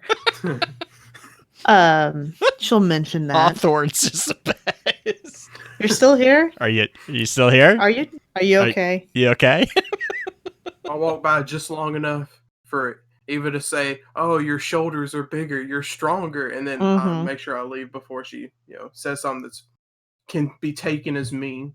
I mean, she has a slightly racy side at times, I feel. Like she notices the change in the Guardians. We'll get that quote as well coming down the pipeline a little bit, but I think the biggest thing with Eva is the fact that we talk about her experience. She has been around a long time. No, she's not necessarily a fighter. She's never been a fighter. She's more interested in fashion, which there's a quote. I don't even think I put it on here. I might go dig it out of the archives because I collected all of her quotes. There's a quote specifically where she talks about, well, of course the hunter is the one who's looking more fabulous today, kind of thing. And it's just yes. Yes. That's it. Yeah, that's in one of the books because she's like, you could tell the hunters, they actually cared. Right. And then there's also the fact that she has a weird, not necessarily aversion to void hunters or void users, but she thinks of them like emo children almost, which is amusing. It's like, okay, grandma. I almost want to say okay, boomer, but it's a little too mean. Just saying. Well, it also doesn't work because our Guardian's like 10 way times older. as old as her. Yeah.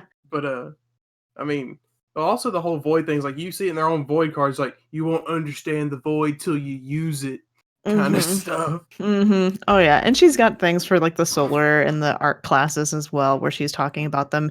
I think I just laughed harder at the void emo thing because that's the one I noticed the most.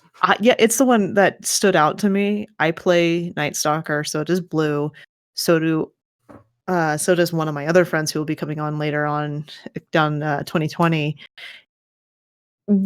Yeah. Introverted, slightly I do have the hair. Okay, let's move on. So Blue, I'm going to have you read the next grouping of them. Okay. So the looking sharp. Yep. You're looking very sharp today, Guardian. That's a joke, dear. I don't care if you win. I want you to enjoy yourself. All right, hang on. Let me get ready for this one. Mm-hmm. It wouldn't be Festival of the Lost if we didn't lose a few more along the way. The Traveler's Light manifests in many beautiful ways. The way you use it is up to you. How can you protect humanity if you do not know what it is like to be human, to revel in simple pleasures? So I'm calling this the blue phase of Eva. It is slightly more Dionysian. That one above. For friendships to grow, you must feed them. I mean, and I'm trying to remember. I think that's a Dawning quote specifically. Yeah, it's probably.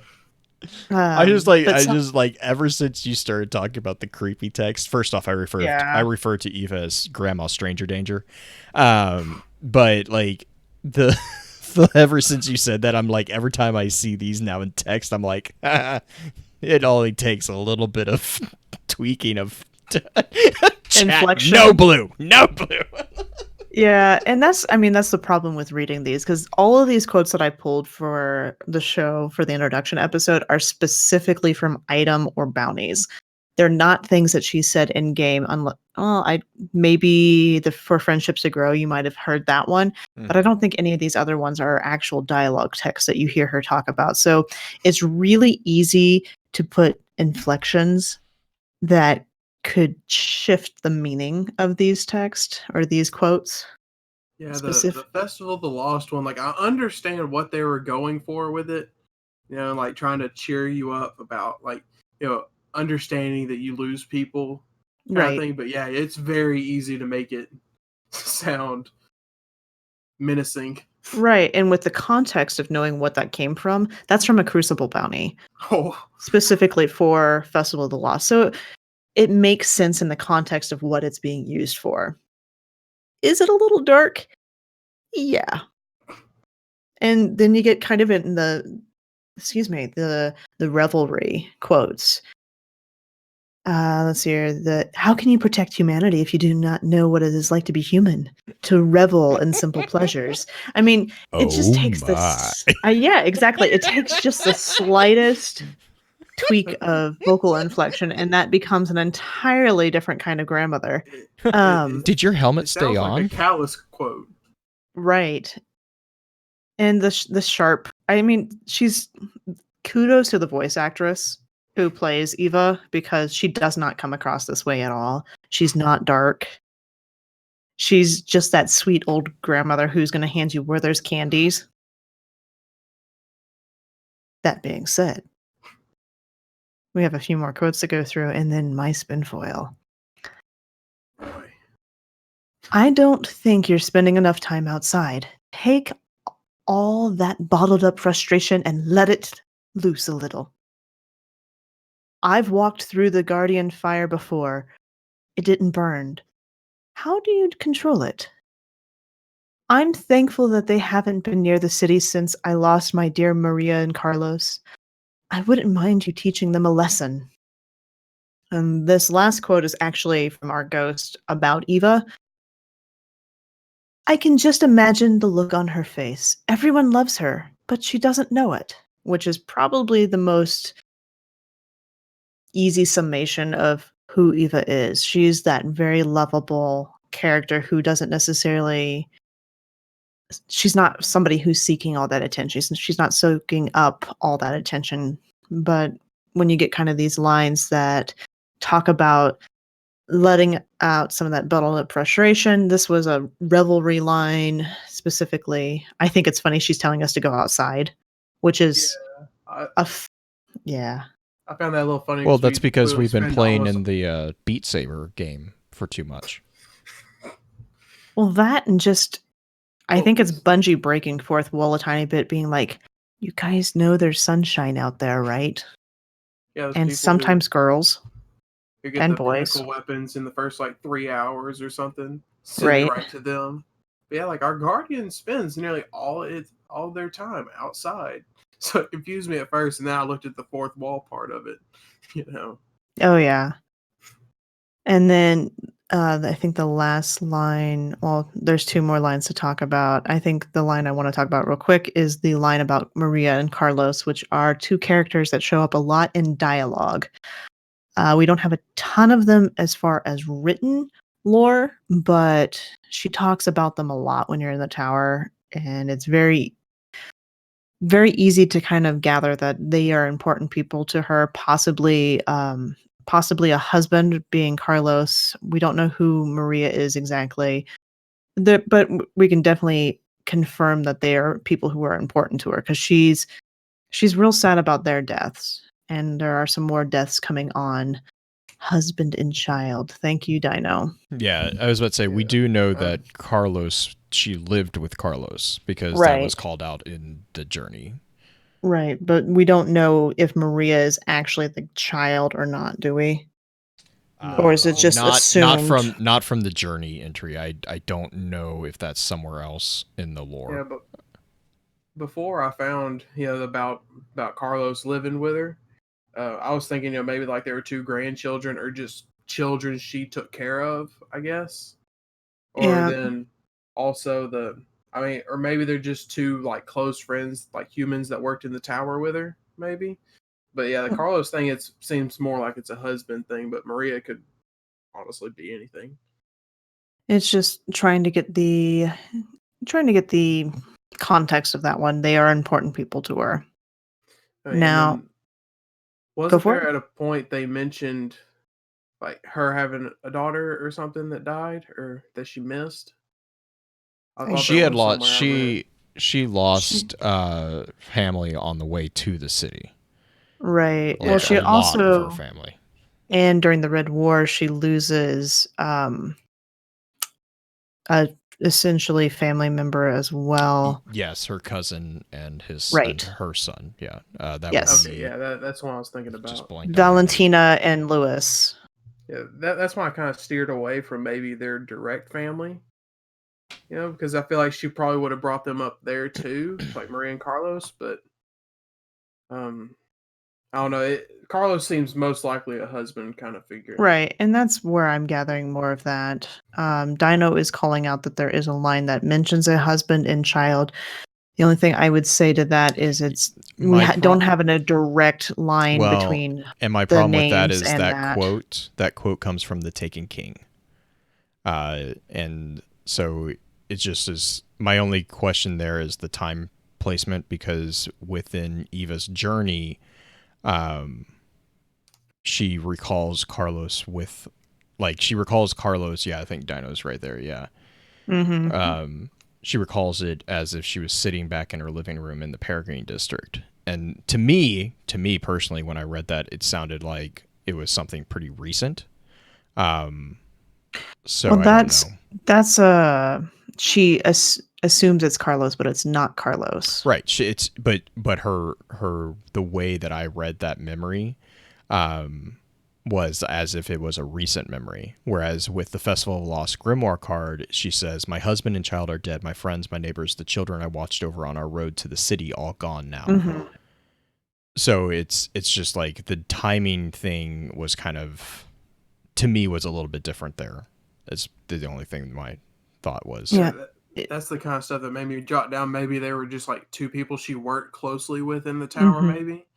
Well, and like Carlos, I think Carlos was, if nothing else, a very, very close friend, because they lived together. I do think you don't know the living situation of the tower workers, so maybe they have to like bunk together, that kind of thing. Well, she lives down in the districts too. Like, she commutes up into the tower every day, but I think it's just the hard thing of assigning that hard line. It's more of like, this is a dotted line. It's implied that this is who they are, but we don't have like the hard, concrete Bungie saying, "Hey, it's a gun, Saint 14. Like, it shoots bullets." Like, it's not the direct confirmation of there's not going to be lore because it's a gun kind of thing, like we did in the Devil's Ruin. If you didn't follow that tangent, but I think it's safe to say that there is a dotted line there that just isn't solid yet. Now, I'm ready. Are you guys ready? Ready as I'm going to get. I am so ready for this. Okay. So, in the midst of, it's a little bit of story time. In the midst of collecting these quotes, I sprung forth an idea, mostly just to try to poke at Twitter. But as with all crazy ideas, there are some kernels of possible truths hidden in there. And so, what is the most annoying thing to the Twitterverse and lore community? Comparing Nezarec. a character, that too. Comparing a character to Savathun. Now, who would be the most disturbing and revealing, yet oh so perfect character to play a devious witch / old woman / manipulator? Grandma Eva. Stranger Danger. Grandma Stranger Danger. Oh, yes, Dino. And I'm doing this mainly to poke at the lore community because it's hilarious to me. Not necessarily a serious thing, but there are, as with all Zavathun theories, there are kernels that you can put together to create this theory that actually kind of go there. Because you have the description of Zavathun in the conversations that she has with Eris, as well as kind of the ideas in when she deals with Mara and deals with everything else. You have the idea of the old woman, which is the crone, which is the grandmother figure, right? If you take the idea of the maiden, the mother, and the crone, you have the crone being the manipulator. Well, who is a manipulator within the tower? But dear old Eva, who convinces Ikora mainly by badgering her, but there's also manipulation happening off to the side as far as controlling what's going on within the tower. Then you have the aspect of, hey, you should go out into the revelry. You should enjoy yourself. You should indulge. And as I posted on Twitter, why would grandmother, who says she doesn't need to know what's going on, want to know who is in charge of the Taken?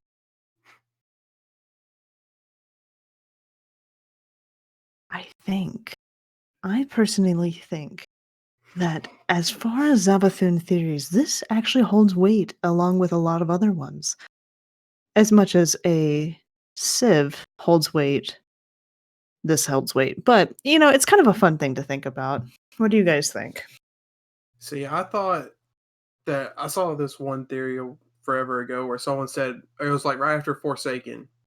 Right. Well, once it all kicked off at the end, the Dreaming City and everything, that Ikora was actually killed in the Red War, and Savathun replaced her because Ikora is the one who encouraged us to go after Uldren. Mm-hmm. And that's what set off the whole Dreaming City thing. Right. I thought that was the most out there theory until I heard this. Well, I saw one that's exactly that same line of thought with Zavala, that the Zavala that we see in the tower is not the Zavala prior to the Red War. Or you can take the fact that, according to Eva's journey, I mean, we're literally talking about where Eva goes during the Red War and her return to the tower. She disappeared for quite a long time. Yeah, I will say the Eva one holds more water as far as what I've heard. Mm-hmm. Still doesn't make it doesn't make it fun to think about. Oh no, but that's any Zavathun theory. Yeah. So you're welcome, listeners who enjoy contemplating where Zavathun and who Zavathun is. I have just made your nightmares for the next week. Enjoy those cookies. Blue. Yeah, I mean, just listen. If you want to give Eva, the grapefruit, just go ahead and give it to her. I mean, seriously. I don't think that woman needs to have the grapefruit, to be honest. So that's chat. Chat's like, next thing you know, she's gonna be saying that Eva is actually Rhea the Coos. Hey, the thing is that Eva has a way more pleasant voice than Rhea. Like, I can stand Eva. I still cannot handle. Like, I refuse to go on in the books. Which, if you were lost, listeners, Rhea the Coos is from the Dark Tower series, which is one of Blue's favorites that he didn't force me to listen to, but I kind of was highly encouraged by both him and Pens. Okay. Yeah, and then I got to the Rhea the Coos. Okay, to be clear here, Green's mistake was she got the audiobook edition.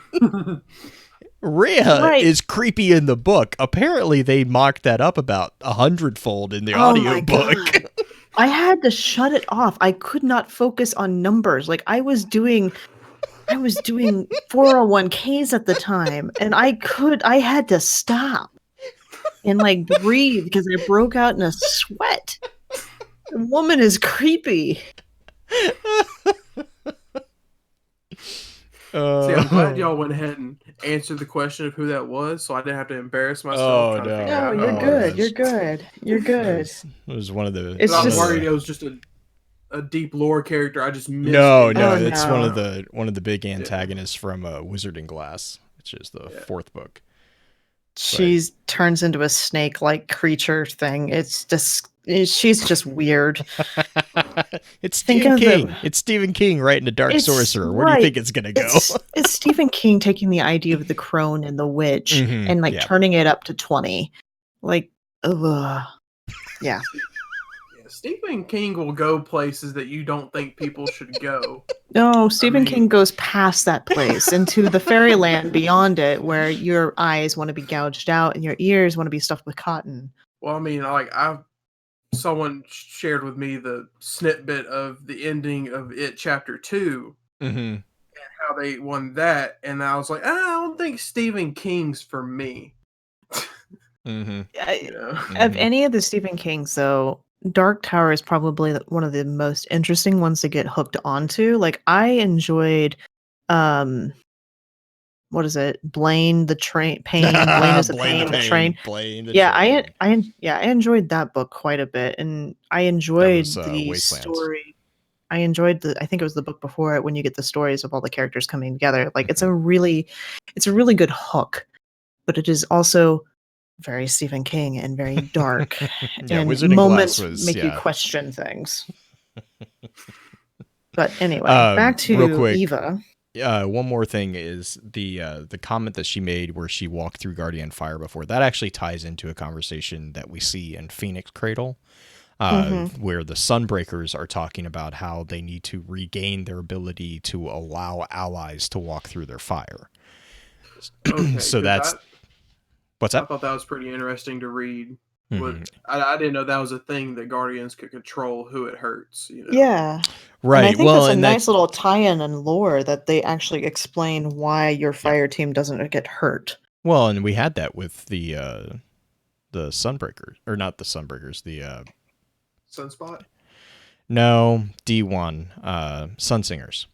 Sunsingers, yeah. Because that was actually the point of a Sunsinger, was that it was supposed to be a support class.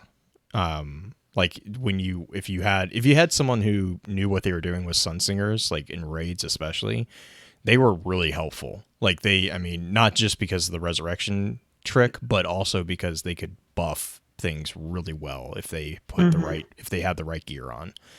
If you had the with Touch of Malice on the the Oryx raid. Like there were some really good combinations with Sunsingers. But yeah, so that's where like you kind of get that type of thing. I thought that was really kind of cool too.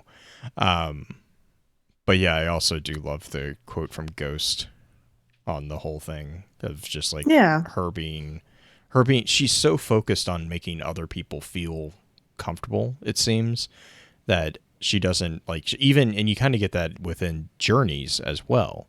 She's so focused on making sure that the things, that the thing works, that she is willing to not let go. She takes control, or she takes ownership of it. And when she takes ownership of it, she's like, no, it's going to work. It's going to do the thing that we need it to do, and the best way to do it is this way. And she always makes sure to pay attention to everybody. And we're going to talk about that definitely probably in the next session. And we're going to talk about it as well as in the Dawning. Like you'll really see her interactions with the different characters in the tower. So that being said, do you guys think it's a good time to just kind of wrap up real quick and do shout outs for the intro session? No, I'm good. Yeah, let's do it. All right. So Saint, would you go ahead and give us some shout outs for this first one? I mean, really the only one I have is, how Bungie posted they're going to be doing the fire relief shirts. Yeah. So through this community, I've made friends in Australia. There's nothing better you could do right now than try to help them. I mean, then I saw got the guy's name, but he the guy on Twitter that does the custom ghosts and stuff and draws them. He's also doing a t-shirt campaign that's been going on for about a week now, and just do whatever you can to help them over there because they surely need it. I mean, I can't look at Reddit when you see the videos of like a baby kangaroo being rescued or the koala being doused in water and given water, and they're just so many animals that are being destroyed and so much land that is being destroyed, towns that are being destroyed, not just the nature and the wildlife, but also just people's lives. So DDU is also doing a major fundraiser that I know they've kind of teamed up with a lot of different groups to raise money to help for the bus fire or brush fire appeal. Australian bushfire is what they're calling it. But Destiny Down Under podcast has kind of spearheaded it and working with the Australian Red Cross and getting support to where it's needed, because it's not just dealing with putting the financial part, but there's also getting water to different locations and getting people sleeping bag type things, or at least bedding, because there's areas that are just completely devastated. So yeah, I saw where American firefighters just a couple days ago ended up flying there, so hopefully that helps a lot. Yeah. So yeah, that's all I had. Cool. What about you?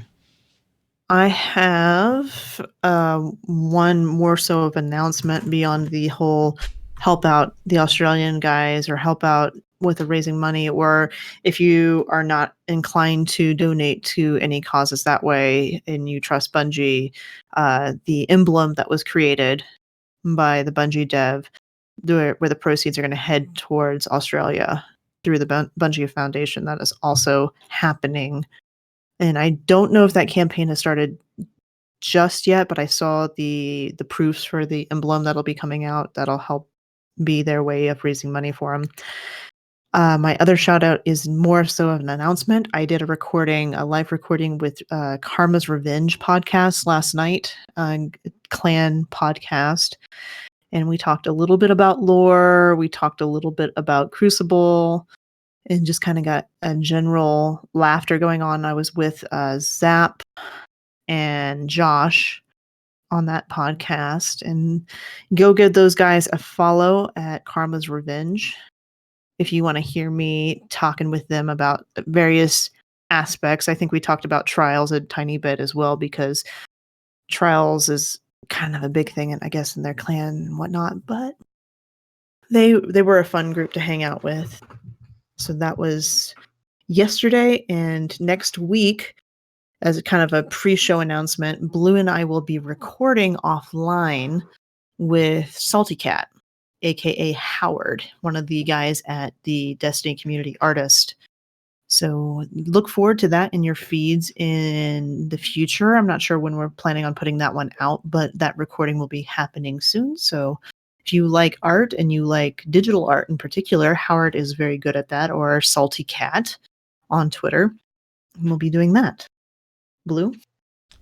In addition to Australia, the other thing I wanted to, just express that we are holding in our thoughts, and, for those of us who do pray to our prayers, is the Ukrainian jetliner that got shot down on Wednesday morning.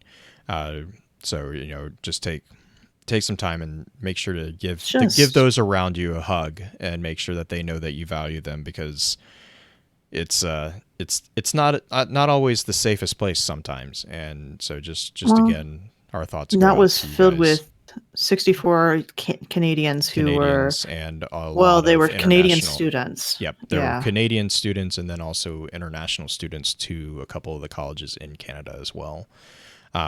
So it's been difficult listening to the news feeds for that particular thing, but they just got an update, I think about 30 minutes ago, that confirmed everyone's kind of worries about how that whole thing went down. The world is a crazy place right now. But so I mean, yeah, it's again just make sure that those around you, if you have family around you or if you have loved ones around you, just give them a hug and make sure they know that you love them, because you never know. But also, just I don't really have anything. Support the Australia Brushfire Foundation. Also, be sure, one of the things I was talking to my wife about this actually too was one of the things that I want to make sure is, a lot of times it's really easy to donate to things during the event, but don't forget that, the time after is going to be a time of healing and a time of need as well. So keep them in your prayers, keep them in your thoughts, but also be sure to keep helping even after it's no longer the popular thing to do. That's really, we do want to keep those helpful ways open. I think one of the things that's kind of going on in chat right now is that just talking about the international tensions, and barring getting political, because I'm not going to do that, but my bottom line to everything that's going on is be kind. Mm-hmm.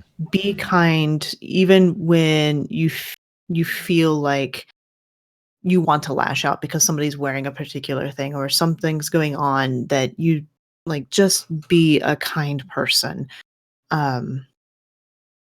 That's just the bottom line of it. Being the person that you want others to be goes so far into not only improving your day, but also improving the other person's day, because you're showing that there is a community there, not the divisiveness that we all tend to feel right now in this kind of day and age. So step up and be the person that you want others to be. Don't be the divisive person. Be the person that's inclusive, not necessarily bringing everybody in for a big kumbaya, but don't be a jerk. If there's any time to be kind, now's the time. Absolutely. Yep. But that all being said, I just want to say thank you so very much for listening. Oh, and by the way. Really? Really? That's what you're doing? That's the ending? That's what we're doing. That's our 2020 close. No. I'm going to kill you, Pens.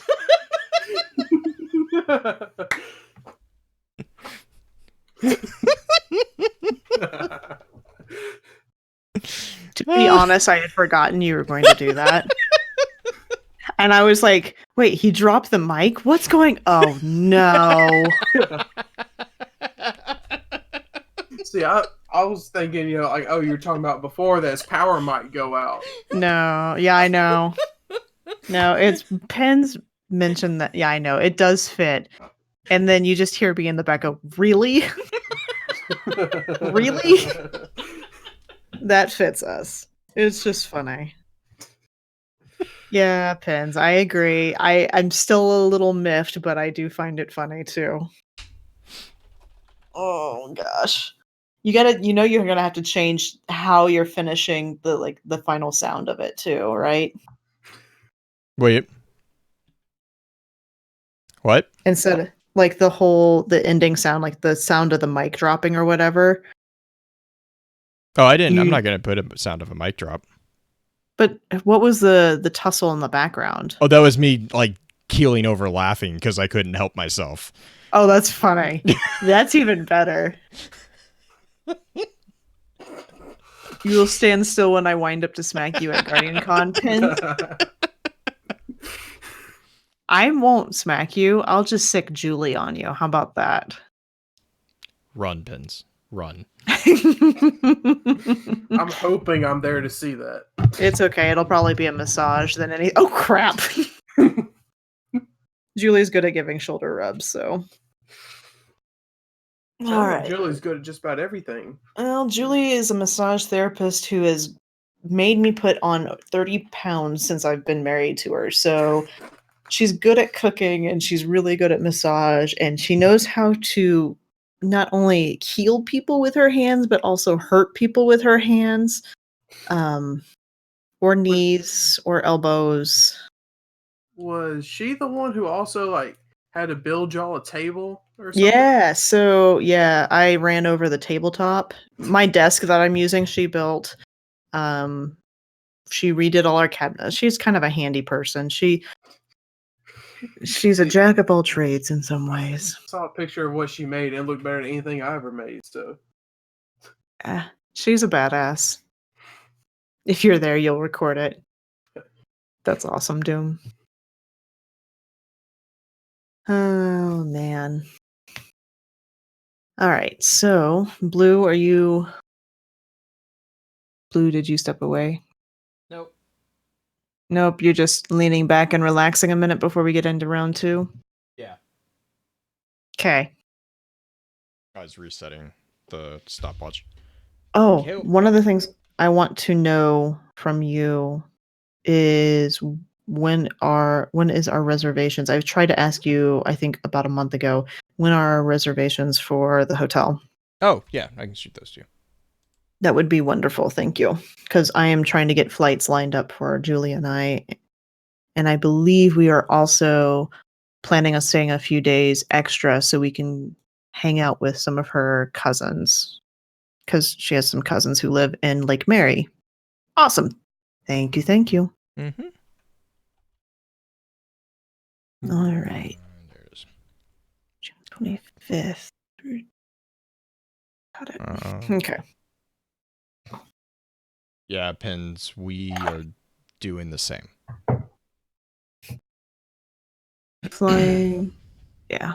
I'm going to try to do that, but probably leave Sunday. Or no, Sunday's the end of the convention, isn't it? Correct. Okay, so yeah, I was planning on either staying to Monday or Tuesday if I'm able to go.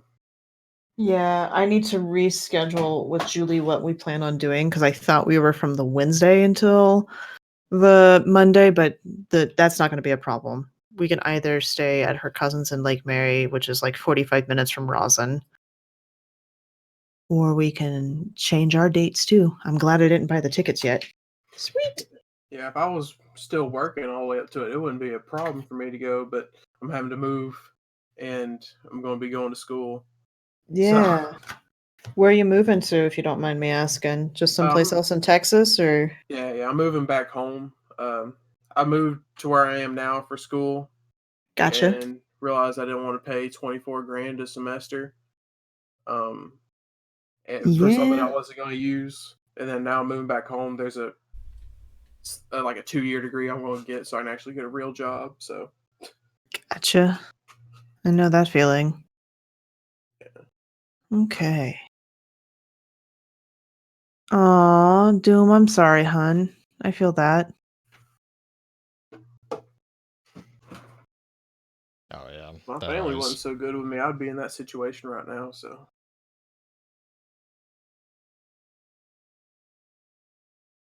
Okay. What in the world is Jake doing? Why? Here, just 1 second. Jake is my Watermelon XO. Yeah. I had to think of what his actual what is he doing? This makes me nervous. Well, I've seen his first name. Oh gosh. Oh, I saw him post a picture of the bag, but I didn't know what it was. Oh yeah. Oh my god, that seems like a nightmare. Yeah, we've had to do that before.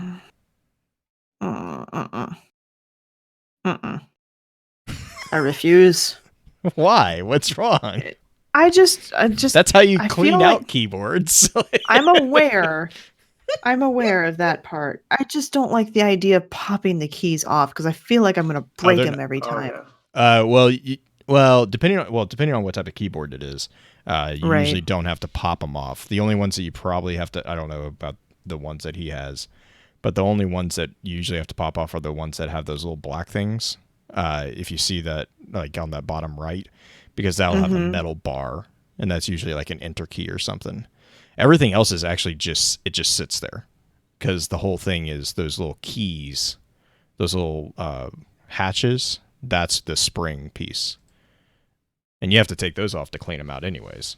So Because they just like sit on top of it. Like it's on most keyboards. I don't know what type of keyboard it is.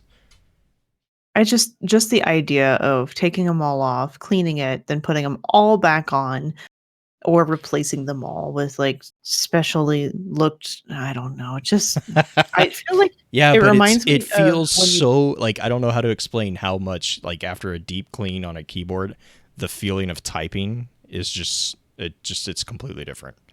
Oh, I'm sure. It's one of those things. I just feel like it's like popping the sides off of a Rubik's Cube and fixing it. You're not wrong. Right. Oh, man. All right. All right. This marked and...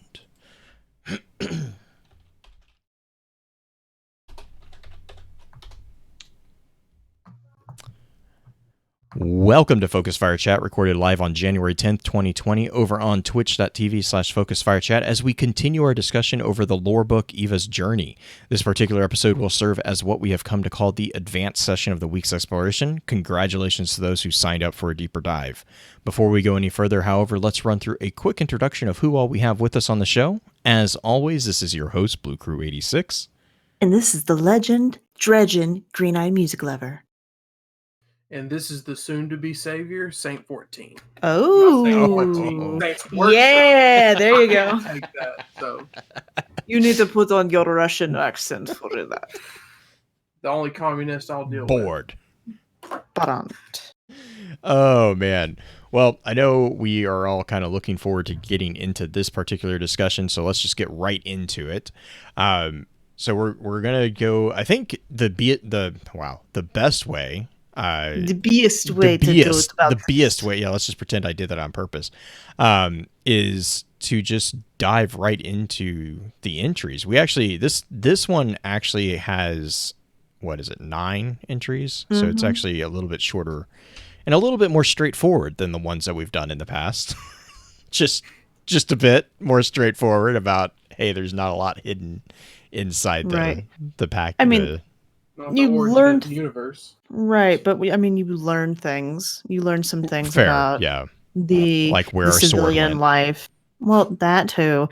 You learn the civilian aspects. You learn what happened as you were like hobbling out of the city during the Red War. So there's some nice tidbits in here. It's just not.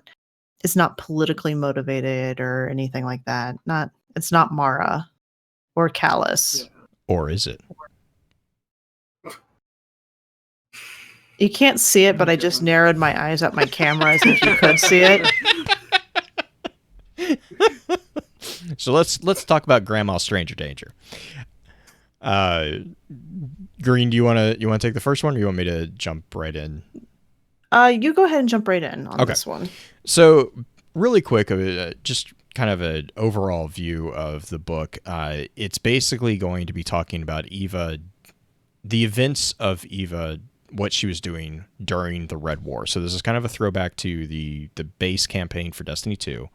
But this is what explains where Eva was from the fall of the tower all the way until she was reintroduced to our Guardian with the Dawning, if I remember correctly there. So what we see is in the first entry, which is called Just Another Day at the Tower, Eva was actually in the middle of a shader design with Tess, and they were kind of joking about, I believe it was Zavala that they were making fun of. Yeah.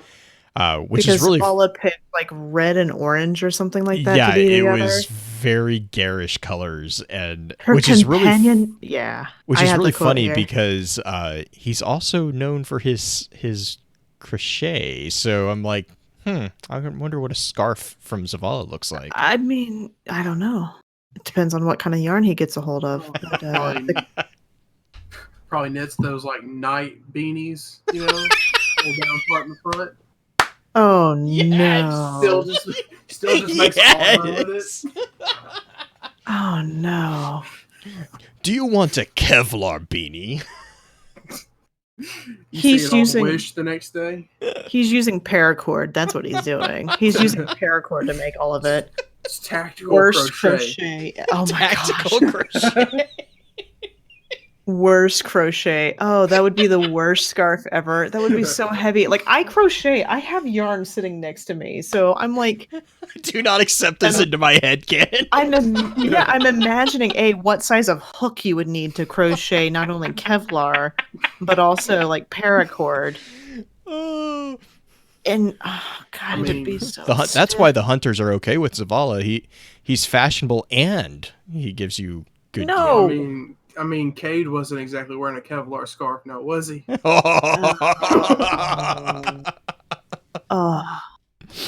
Oh man! But they didn't get along that well, so I guess he didn't make him one.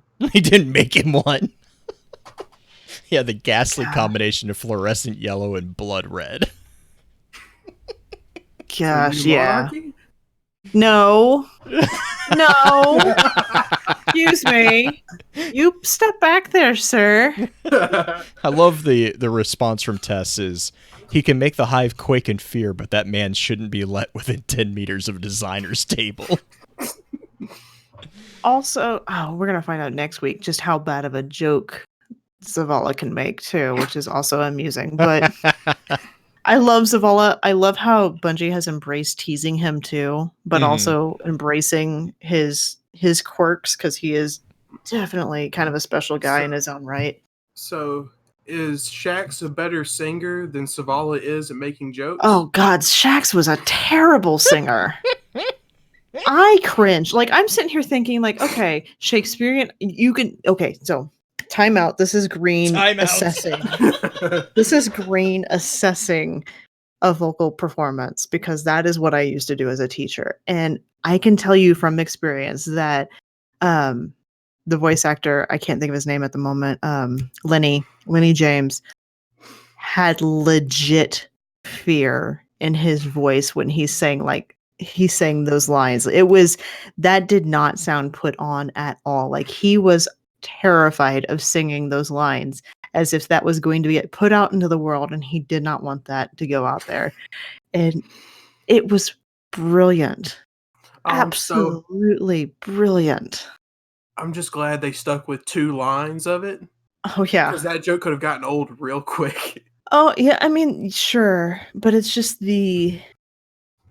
something that's, who was it? Man at Arms actually brought this up to me. The tune, that's the theme song to Shadowkeep. Oh, I didn't even pick up on that. Yeah, so it's actually the theme song to the expansion. It's roughly done, of course, and then this idea that Eris is singing about cheese. I still think Shaxx may have made that up a tiny bit, but anyway. Time back in. Point of order over.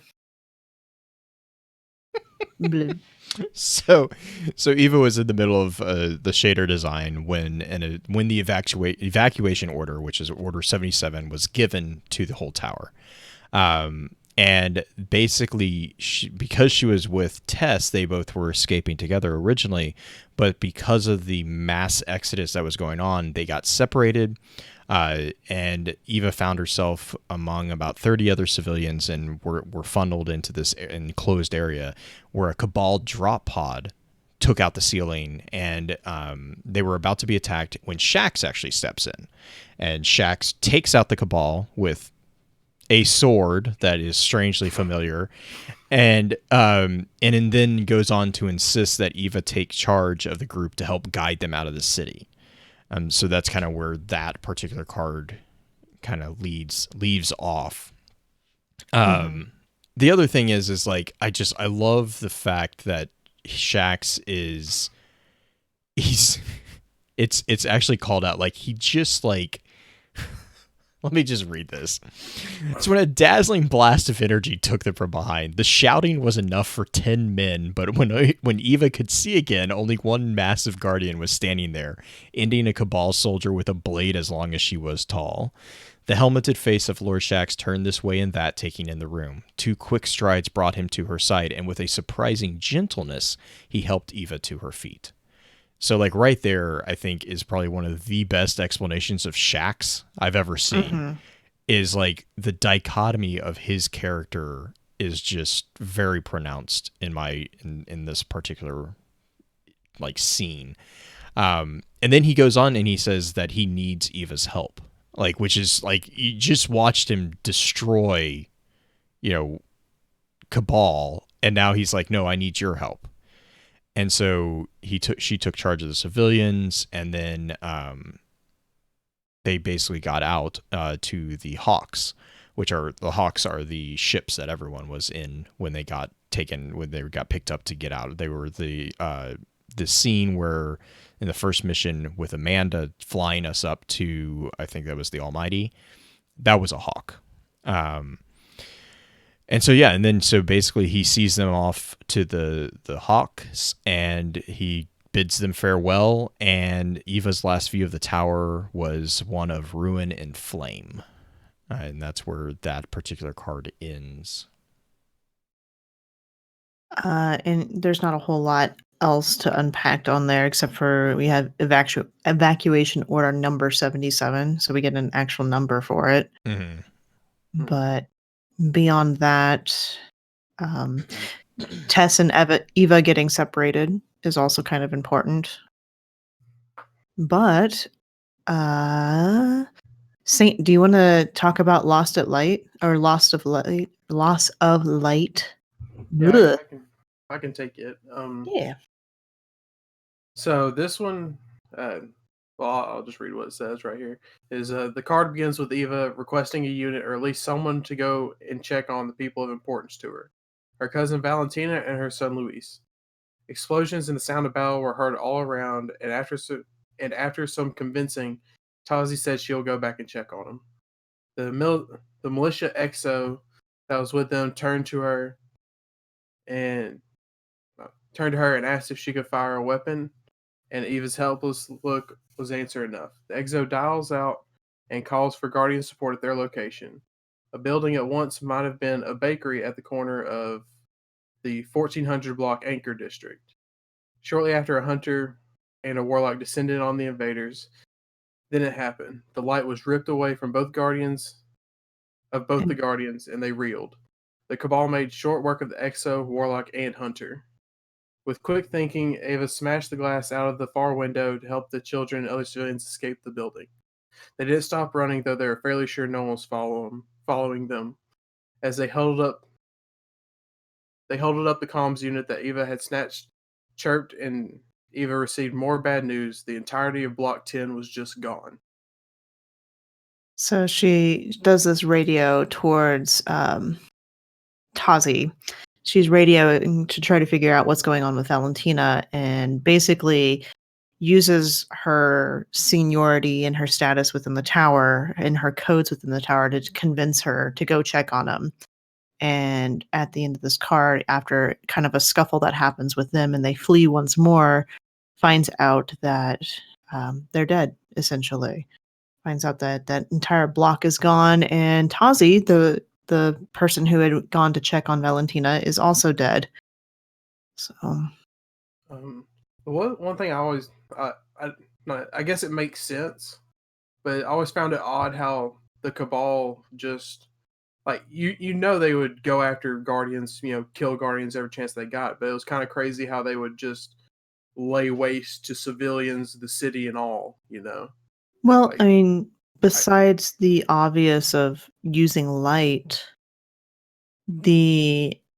anybody who'd put up a fight, I bet, got targeted.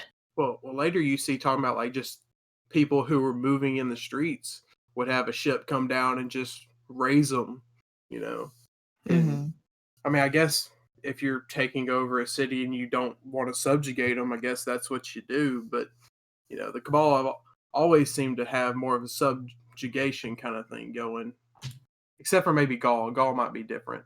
Well, I was going to say, yeah, that's the difference between Callus's Cabal and the Red Legion. The Red Legion is 100% military. Like, they have no interest in colonization. They're there to smash and grab the traveler and get out.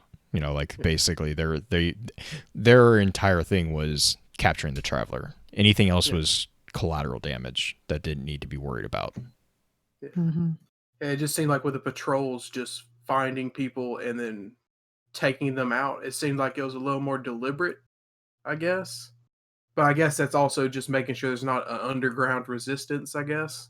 Yeah, and But I mean, the Cabal have so much more might than any of our civilians have. yeah.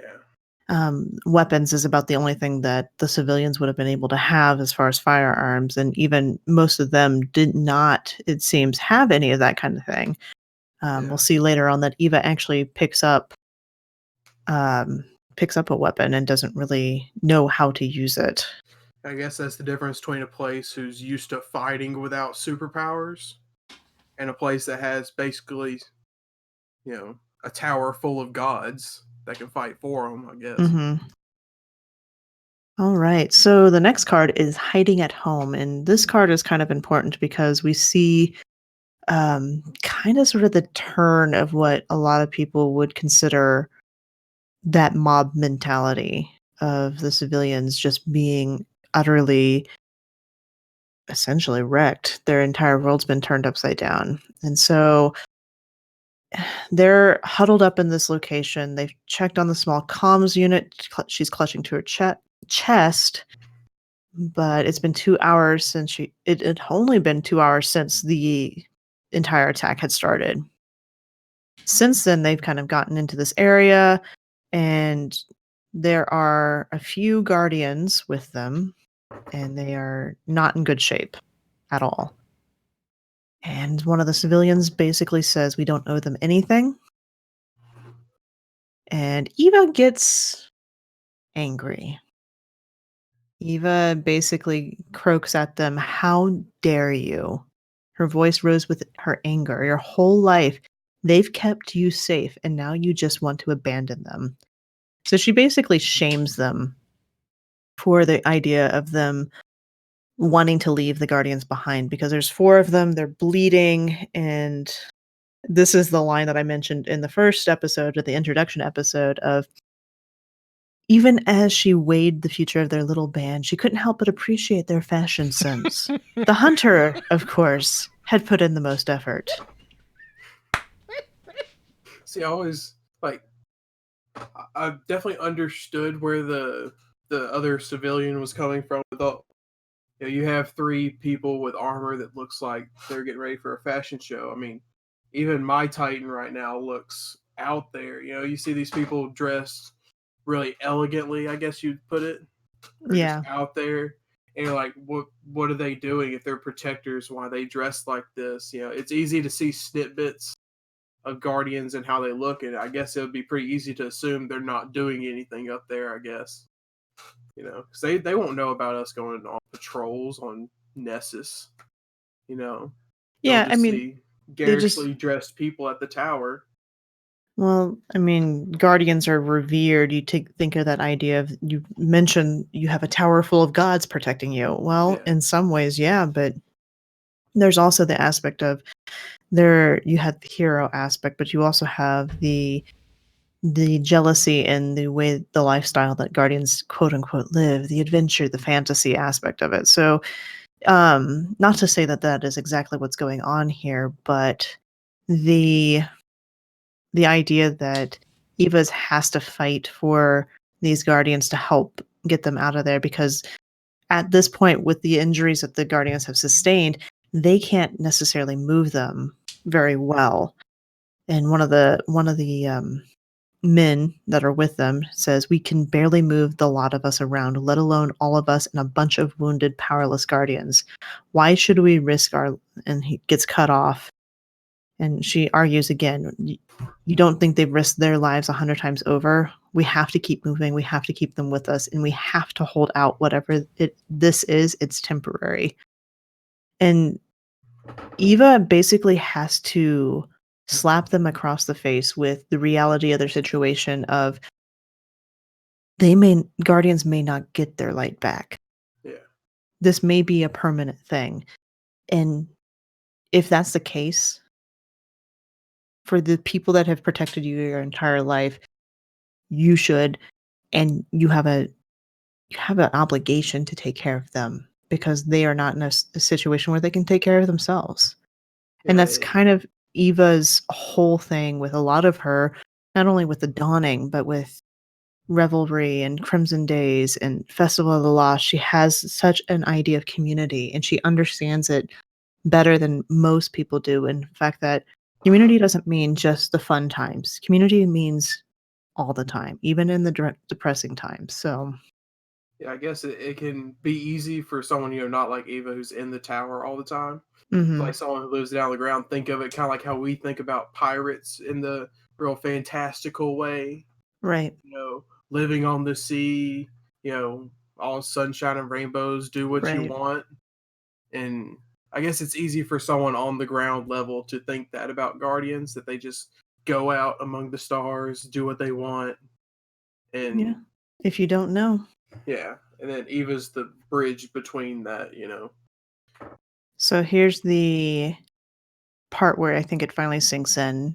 Eva's argued to keep the Guardians with them, but that comms unit that she has with her, you hear the announcement from Zavala that if there are Guardians left or light left in the system, they will regroup on Titan. The same line that we hear of just kind of, not necessarily of Zavala giving up, but falling back. Eyes up, Guardian. That be brave, be safe.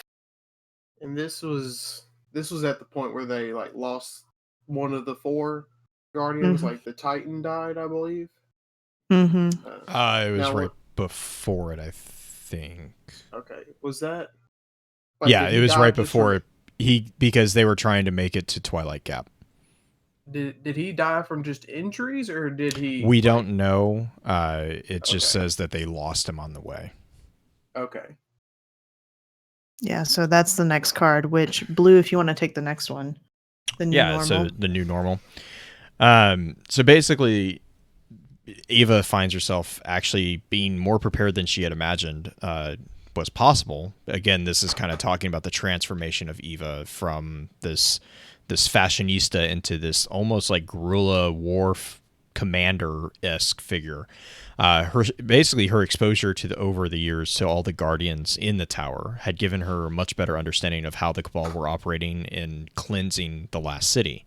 You guys have been mentioning that about how the Cabal were hunting down all the possible remnants of civilians. They were doing that to do exactly that, to make sure that there was nothing there to rise up and take them by surprise.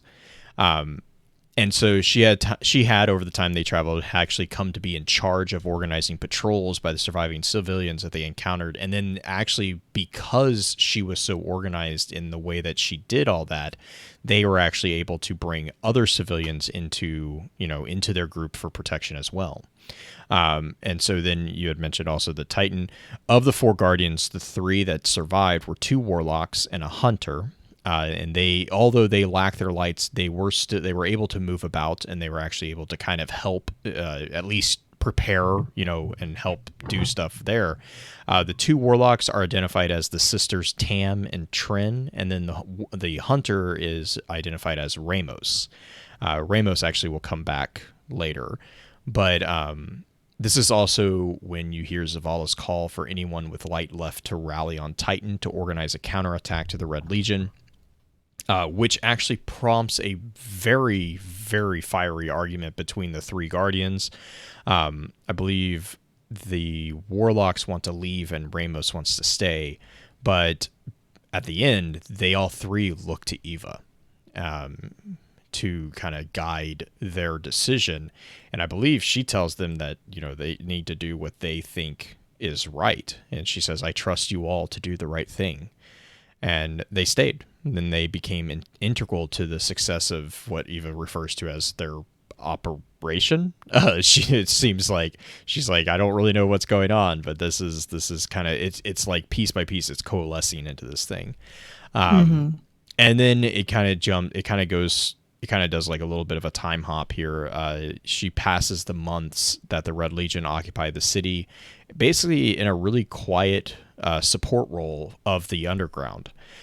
She never abandoned the city. She viewed her job as I think she refers to it as there needs to be someone to keep the lights on if anyone ever comes back. And so she worked tirelessly to ensure the survival of all those around her. She would organize trips to the wall to smuggle people out of the city. Any survivors would come to her or any of the members of the underground cells that she had kind of helped.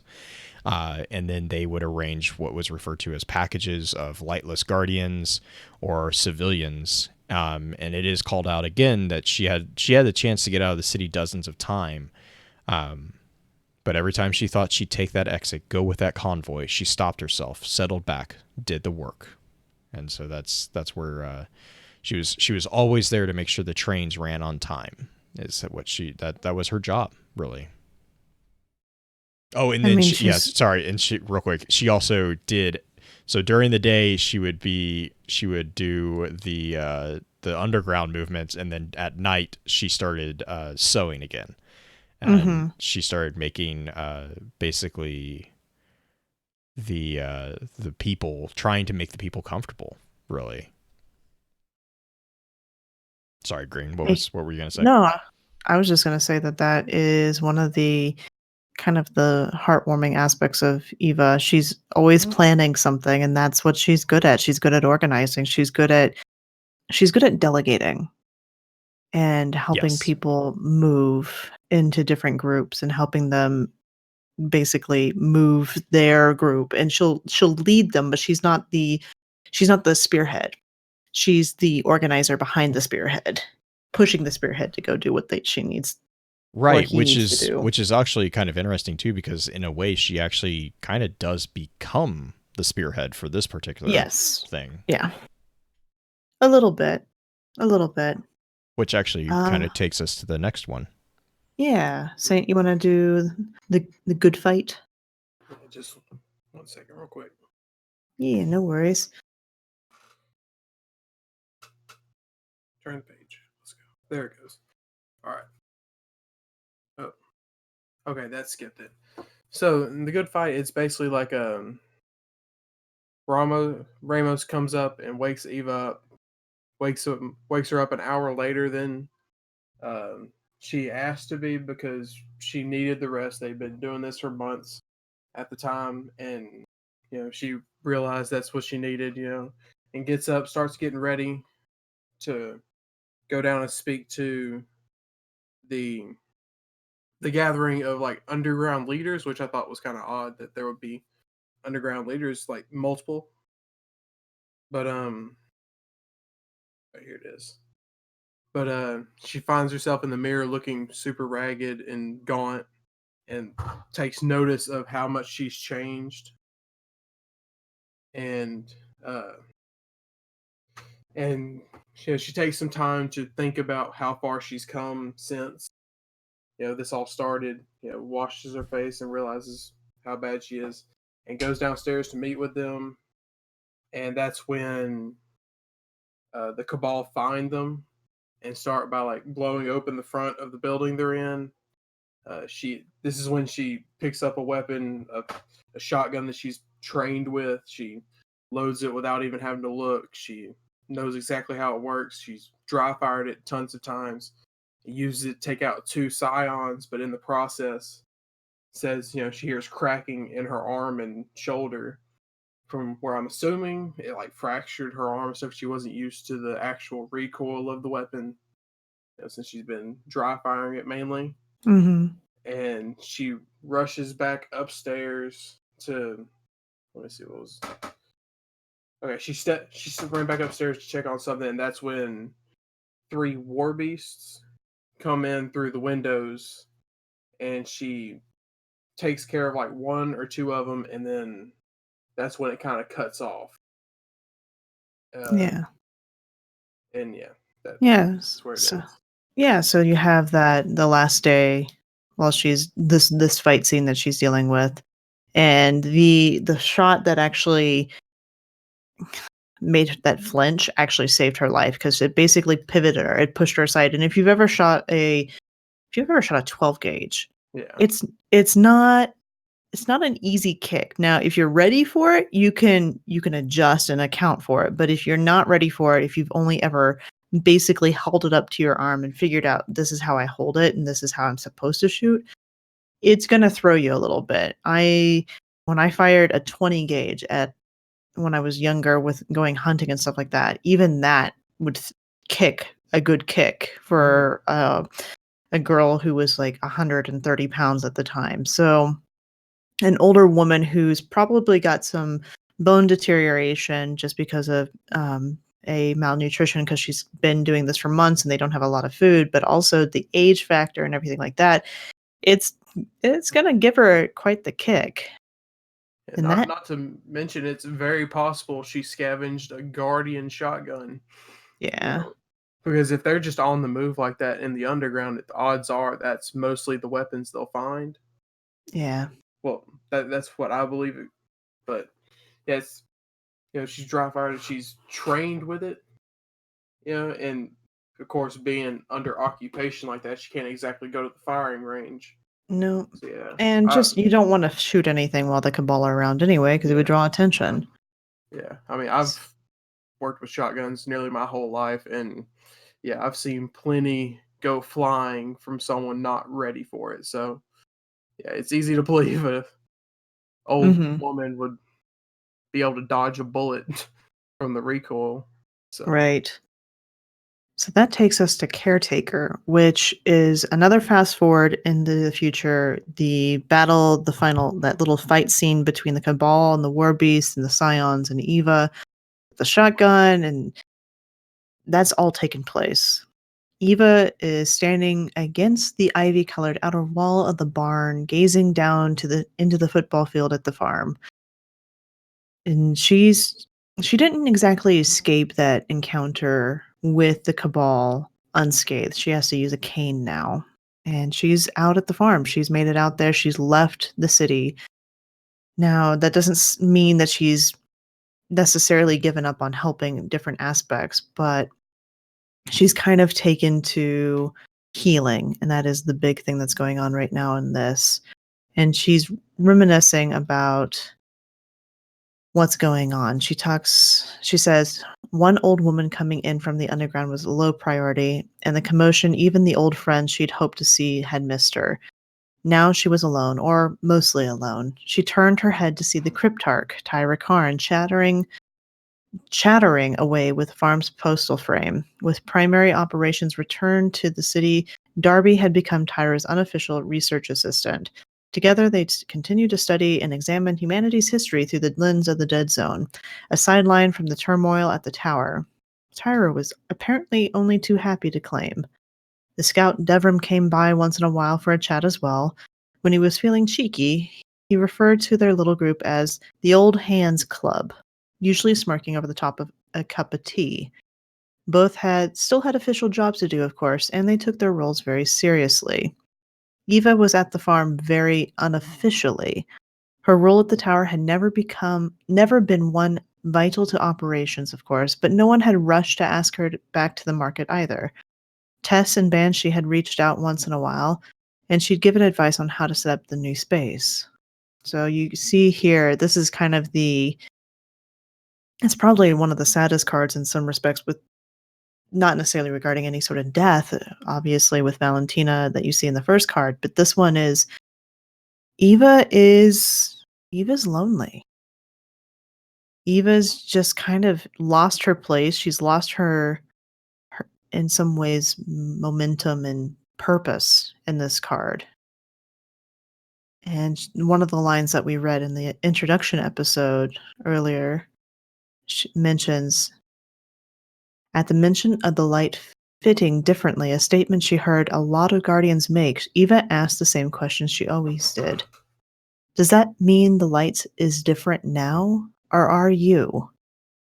So that line in particular talks in reference to the aspect that we went and gathered the light from the shard and the EDZ. And it kind of plays on the idea of, are we different as Guardians now because we're using different quote unquote light? Is the light different, or are we just changed because of the events? Is our past part of what forms what our future is going to be?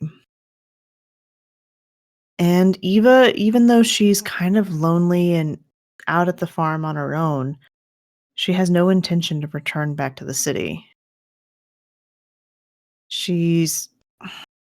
I would say I'm not a clinical person. I'm not somebody who studies psychiatry, but she seems very depressed in this card. Blue, what would you think about that?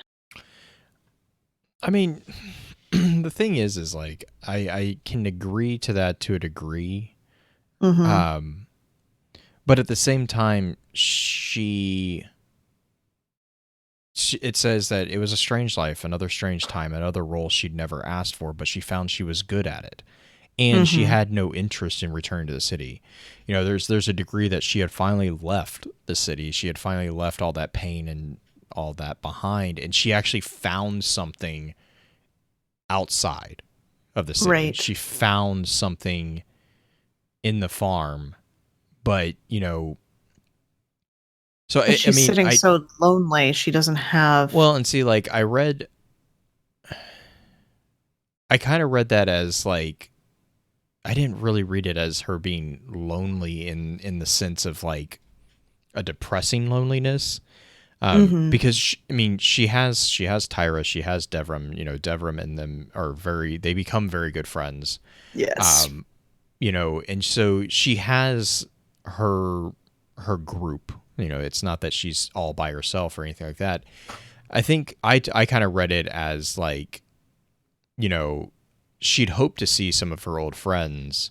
And like, and the reason why I'm saying this is when you get to, I believe it's the it's Invisible Scars.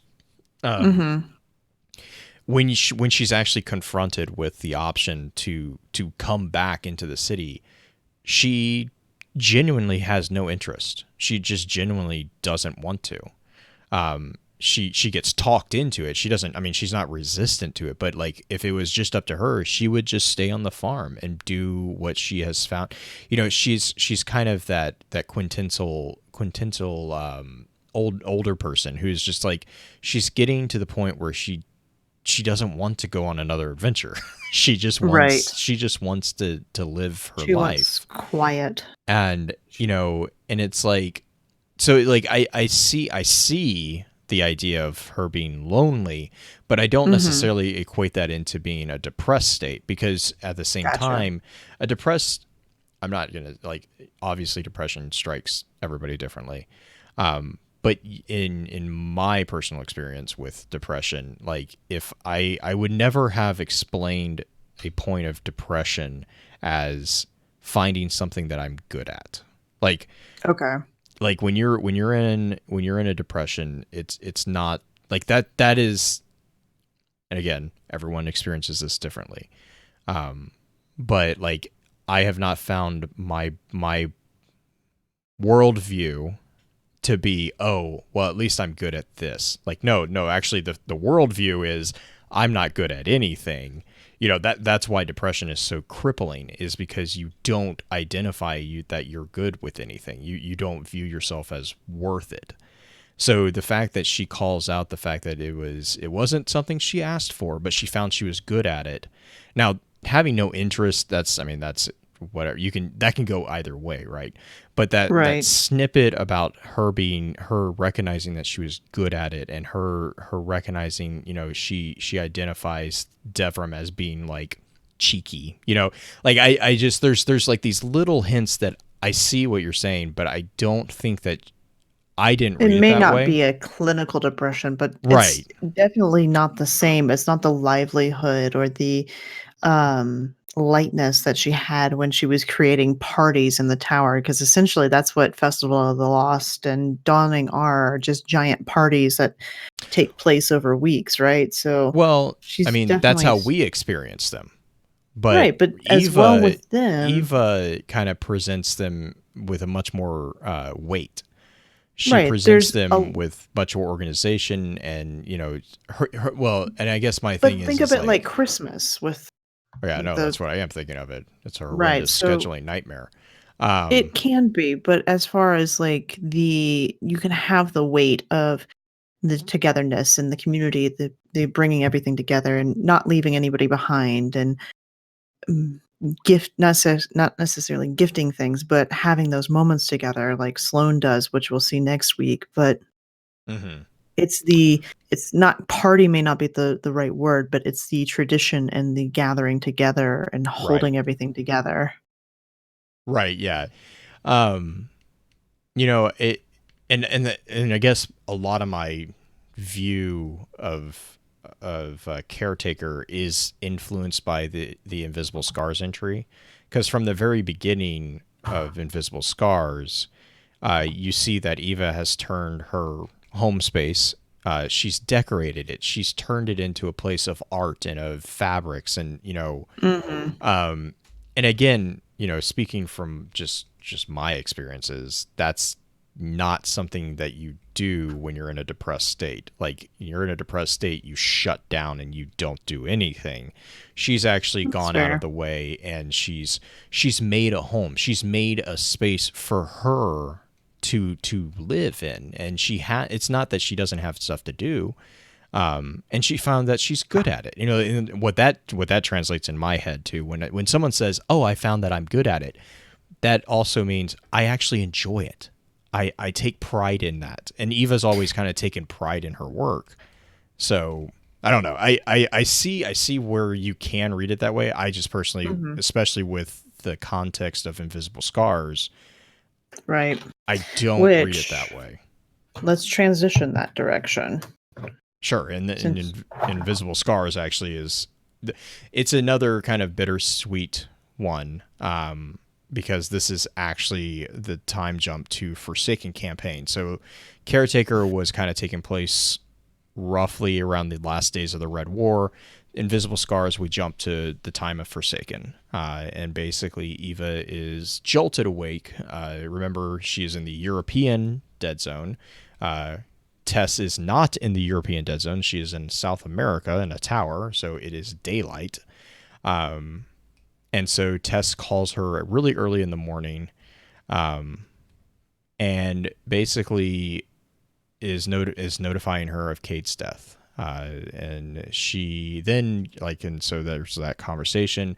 Eva calls out that she'd never been overly fond of Cade, but she did recognize that there was a lot of people who looked up to him and relied on him. And also, he was not a weak guardian. He was a pretty strong guardian. So her brain immediately starts wondering what was powerful enough to kill Cade. So, and Tess kind of makes the comment that they don't really know what's going on. They just know that he's been killed. And then that kind of goes up to Tess asking her to come back for the memorial service for Cade. And this is where I kind of see it, is like, it's Eva's turn to look away from the screen. The first time someone had asked her to go back, and for a funeral of all things. That seems slightly bitter. Oh yeah, well no, yeah, like I mean, oh yeah. No, it is bitter. It is totally bitter. But it's to me it's also like she's about to make an excuse, and then this is where she gets hooked. Is Tess goes on to say, well, while you're here, you can also help sort out the holiday programming for the frames. And Eva gets I see it as like getting territorial. She's like, wait, what? Kind of like if if one of your aunts tells your grandma they're gonna make the turkey for Thanksgiving, yeah, and that's a no-go. No, you don't tell grandma that, because you're gonna get skewered. Oh yeah, man. Her behavior during this struck me more of like, not necessarily that she became a recluse, but she finally enjoyed. On its harder word, like not necessarily doing everything for herself, but had time to focus on her, as well as she may have found something that's a higher calling, I guess, with talking to guardians, going to retrieve their light, or speaking with them, and not necessarily a higher calling, but she found like this was a nice, quiet life. Well, she has retirement. Yeah, she wasn't bustling around all the time, getting things done, making, things for sale or whatever. She's makes what she wants. She has these conversations with guardians and, like Devram and stuff, that she's not alone, but she can be alone if she wants to, kind of Right. thing. So she got into where she enjoyed that life. And then, one mention of robots setting up Christmas without her, and that was over. That's funny. You want to talk about You Can Never Go Home Again? Yeah. Okay. So she notices how far fashion's moved without her. She's positive about the progressions, and she talks about how nice everything looks, and she's starting to set up her new space, which apparently is so bad she just sends in some frames to clean it for her completely. She nearly gives up too. Yeah. Yeah, it simply says Eva slumped back several paces, supported by her cane to avoid getting any dirt on her outfit. Mm-hmm. Yeah, shows, she's the seamstress, she's the fashionista or whatever, so she cares about that. But talking about how just how busy the tower in the city was at this time, civilians everywhere, how things were lively again. And she says, and guardians were everywhere, a riot of color and style as they flipped and floated and leapt around the space. Which I think it's a funny call out on how people jump around the tower constantly. Yeah, her lines always give a good insight that yes, the NPCs see us acting like fools. All the time. All the time. If you're just seeing a guardian squatted in the tree in the bazaar. Oh gosh. It continues. Eva scowled, frustrated with herself again for letting Tess and to an extent Amanda talk her into returning. None of this felt right. None of it felt comfortable. And now this space they'd given her to store her wares had apparently last been opened and cleaned sometime before the faction wars. She found a bench along one of the market's walkways and sank gratefully down, watching the crowd pass by. Fashion, as it always did in the city, had moved quickly since the day the Legion attacked. She was still catching up, still finding her footing. Rebreather mask, in particular, dotted the faces in the crowd, more stylish and ornamental. I'm not going to say that. Than practical. A holdover from the necessity in the days rebuilding and restoring the city. It's cool to see that the Red War and living in the undergrounds carried over into people's fashion choices. I guess people do that nowadays with the almost like surgical masks with designs on them. Mm-hmm. So I'm guessing this is just a more extreme version of that. I mean, functional and fashionable. Yeah. And she said she spent a lot of time with Guardians and Tess, getting them to fill her in on all the newest Guardian armors and fashion. And said even the Vanguard had outdone themselves in their armor designs and shaders. She sat to herself and said, "What am I even doing here? Or what am I even to do here?" She muttered to herself. "What can I do that?" And she trailed off, watching a guardian slowly walk by what appeared to be a full crest above his helmet and a warlock robe that flowed and rippled behind him in the breeze. That's it. Eva stood, heading to the door to tell other friends stop cleaning when someone stepped in her path, a guardian in a leather trench coat and a shiny black helm. Eva, the voice was distorted. She could see her own face reflection in the helmet. The gloved hands came up and the headpiece came off to reveal the smiling face of Ramos. "Abuela, it's me." He pulled her into an enormous hug as she smiled. "You rascal, you never gave me a chance to thank you." She swatted him kindly on the shoulder as she pulls away. "Just saved a woman's life and then ride off to retake the city, why don't you?" I love that line. It's a little, again, sassy grandma's being a little sassy. Which I thought it was it definitely gives you a little bit of sense of the time of when she had to leave this, or was forced to leave the city and kind of woke up in the farm. Because somewhere in that time of her in the healing process was when the big assault on the city was made. I'm assuming maybe he went back to the city and was just fighting on his own for a little while, but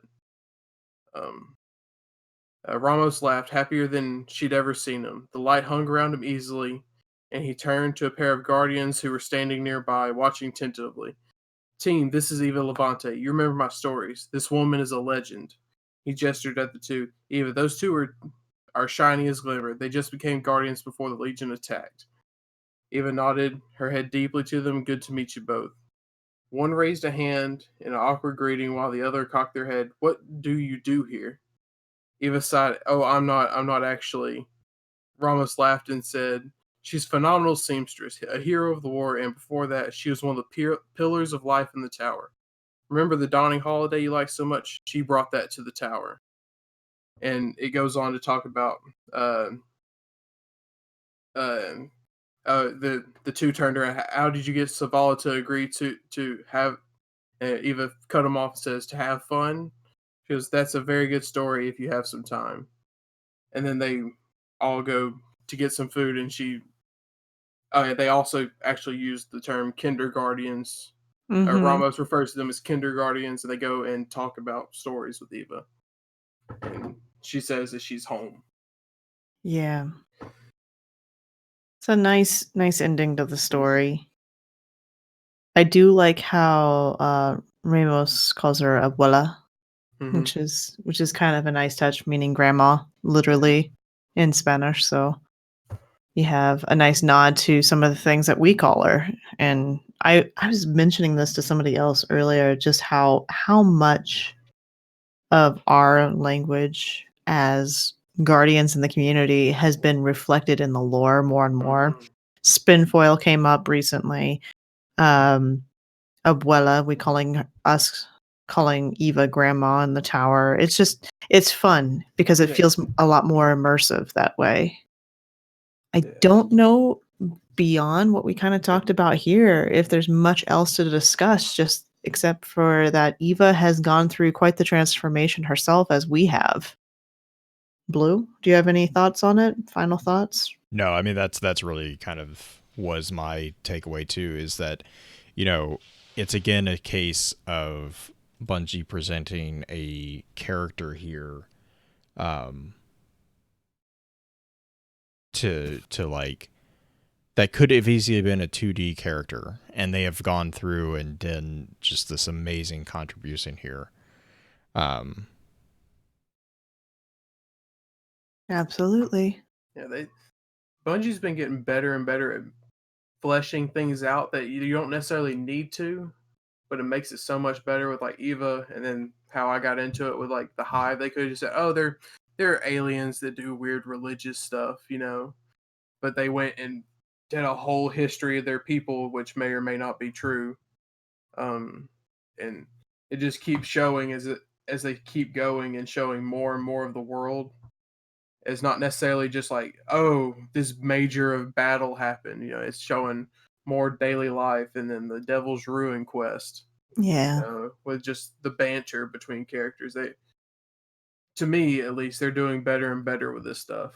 Yeah, they're fleshing out not just our immediate circle of what's going on with us, but also some of the characters that we deal with.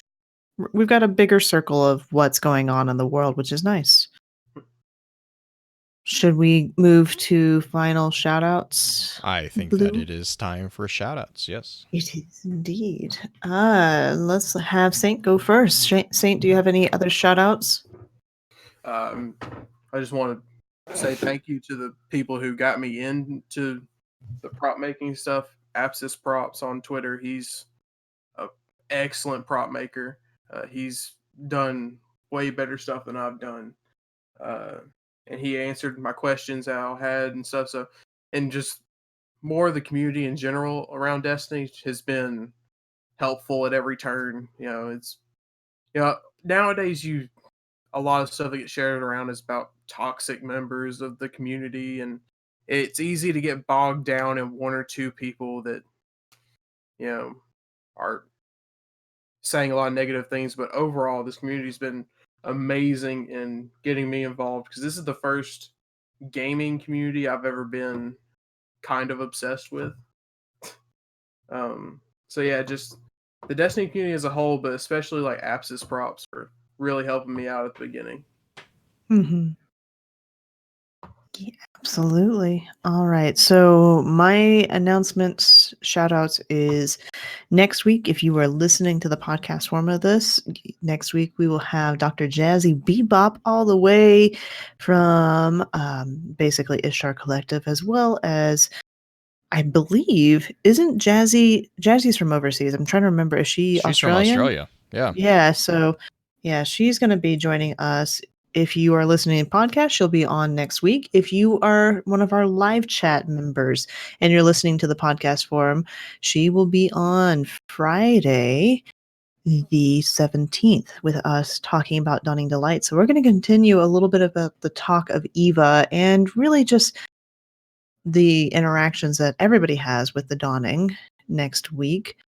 Also upcoming for FFC as well as the Lore Network, you notice that we have a new voice in the Lore Network that you'll probably start seeing around a little bit more often. And I cannot remember her handle for the life of me, Blue. Mochi Llama. That's easy to remember now. Okay. Mochi Llama. Mochi Llama. So she's been helping Blue and I set up a lot of things as far as plans for the future with the Lore Network, as well as kind of spearheading a lot of direction that we're heading towards with that. If you are somebody who is interested in lore in any subject, not just Destiny, but have an idea, a passion for a story of some sort, and you want to be a part of something like that where you're creating a blog post, it doesn't have to be like regular type things, but you have a story that you want to talk about or a theory, or you have a passion to talk about it, contact Blue or I, and we'll get you hooked up with the Lore Network, and we can start putting your stuff out there and helping you get started on your own lore journey. Because I know Blue's done this longer than I have, and we've done this, together over 3-4 years now? 3 years. Yes. It's bad been a with long times. time. I'm bad with like length of time. I know Focus Fire has been about 5 years now. We've done Guardian Con 3 years in a row. So Okay. It's maybe 4 years? Maybe 4, yeah. I don't know. A long time. Anyway, yes, that. So we've been doing it a long time. We enjoy it. It's a labor of love, as well as just kind of a fun outlet for us to be able to express ourselves in our own ways about our passion with the story of Destiny. And if that's something that you have a passion for, whether or not it's Transformers or Witcher, Mandalorian, Star Wars, whatever is your geekdom or nerddom, and you want to be a part of something like that, contact us, because we have a proposition for you. Blue, your turn. Well, as you might have already figured out, I'm here to annoy Green, and I just want to say thank you so very much for listening. And by the way,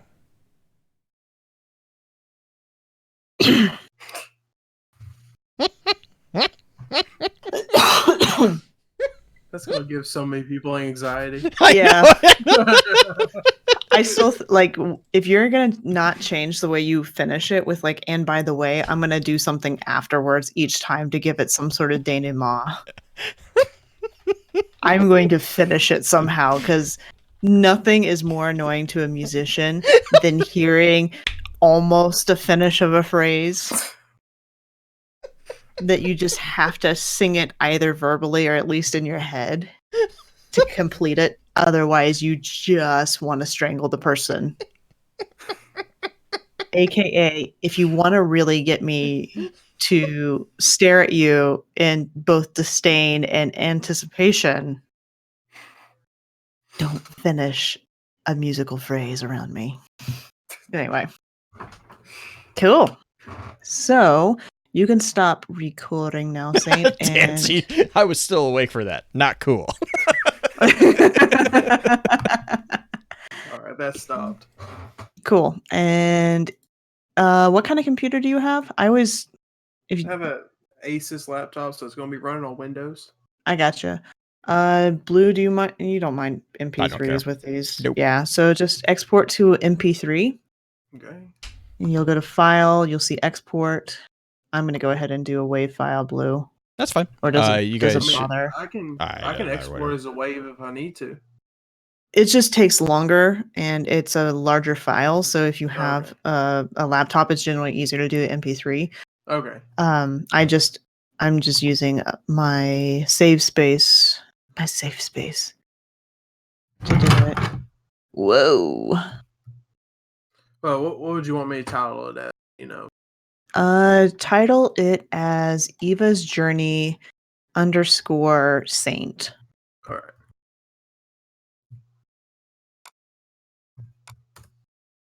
I think. Where was it? I'm trying file? To think. No. I'm trying to think of how I'm gonna. I do. Here, this is what I was thinking of pairing the ending with. That worked. That worked. That worked. Oh gosh. Where'd you get a voice cracking ghost? He dug through a lot of the files. That worked. That's from something. That's from one of the strikes. It's from one of the strikes. I think it's it's not Inverted Spire. It's the other one on Nessus. It's the one where it's not. No, yeah, I agree, Vero. That was really loud. Oh, was it? Sorry. A little bit. His ears. Oh, because you guys have different audio than I do. Mm-hmm. Twinkle, twinkle. I still want them to say motherfucker at the end of that. I do. Every time I start listening to it, I'm like, oh, this is going to be bad. Then he goes, asshole. I was like, okay, well, that's not horrible. But it's funny how asshole is not as bad as motherfucker.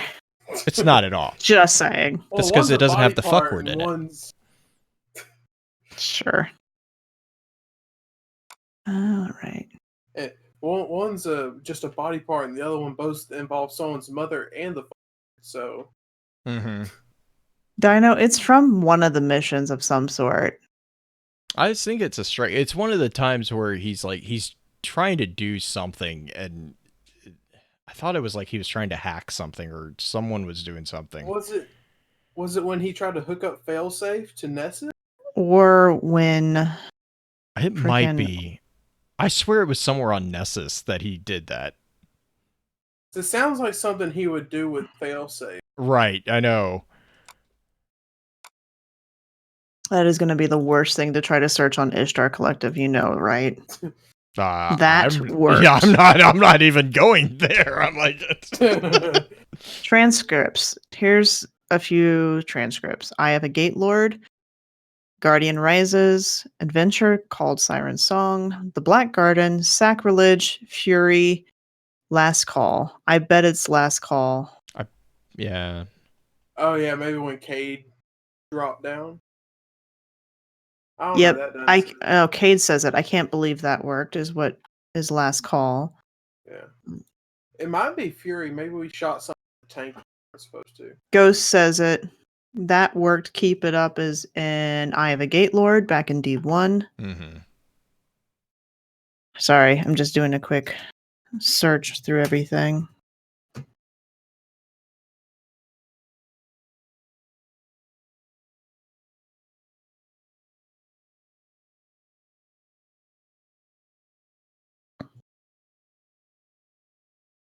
Let's see here.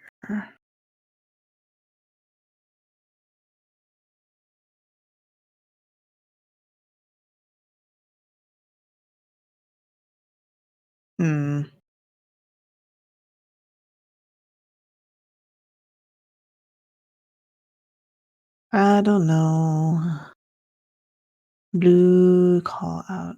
Blah blah blah blah blah.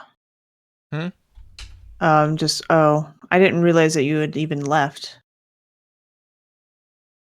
Who? What? Okay.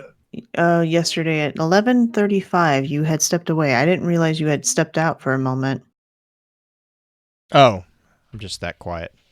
You sneaky. Sneaky. Sneaky. I am very, very sneaky. I'm very, very sneaky, sir. You're very sneaky, sir? Very sneaky, sir. Very, very sneaky. All right, let's try this again. Less than a minute upload. For some reason, I didn't upload the first time, so... Okay, so I got it exported, and I'm just going to try to... Oh, I got to sign in. Yep. Yep, yep, yep. About halfway done. So, Blue, guess what I found? Well, I didn't really find, but I realized I had. I know you have a microphone that is more like a traditional hand mic that you're using. Julie had bought a hand mic to use for my sister's wedding before my sister's wedding got called off. And so I have a hand mic. And I figured out that you can actually do a XLR to USB using a amplifier to use a normal hand mic with a PC. Yes. So I have ordered... What version of... What mic is it? It is an SHS OM500. It's a dynamic mic. Oh, okay. So it's essentially the same thing as the Blue Yeti, but it's just more of like a singer's mic rather than... So yeah, that's similar to, I think... Yeah, I have an ATR 21. I think I think that OM is similar to the 200 ATR 200. Yeah. Which it's I think the 2100 is the difference between the 2100 and the 200 is the 21 is a USB / XLR. Right. So this is the big thing as far as the XLR. Yeah, so it's the biggest problem with like a normal mic setup like this with a standard XLR male adaptation is it doesn't have an automatic power pull through the cord. Oh yeah, so you have to do an amplifier to boost the signal. Yeah, so the amp's not expensive or anything like that, and since I had the mic already, I picked up a shock mount desk stand and an amp, and I'll plug in partially the mic as well. Like the mic will have an XLR going from mic into the amp, and then the XLR to USB coming out of it. So yeah, because then the only thing there is night pens. Night. I'm just looking. Oh my gosh. That's adorable.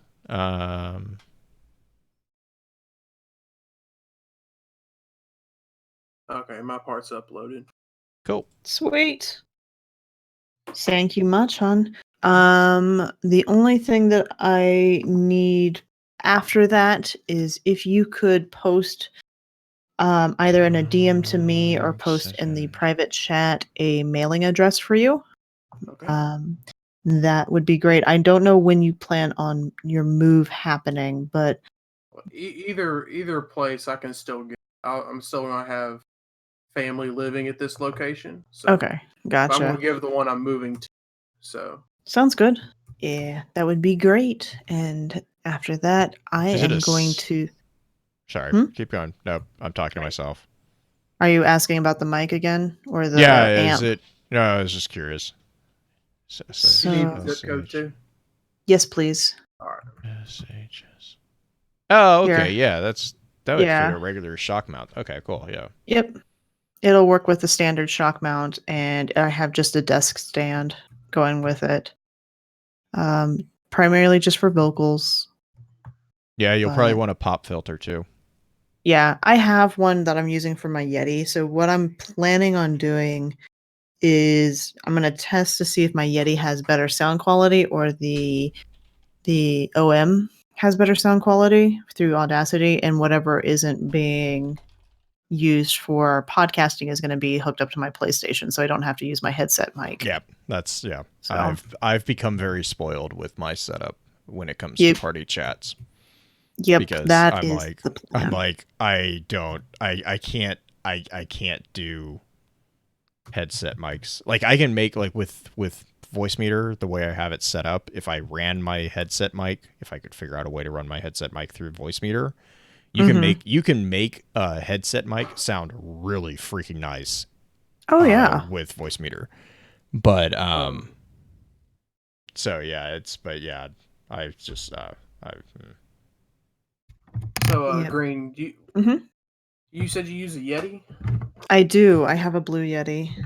Okay, so does yours come with this like circle pop filter?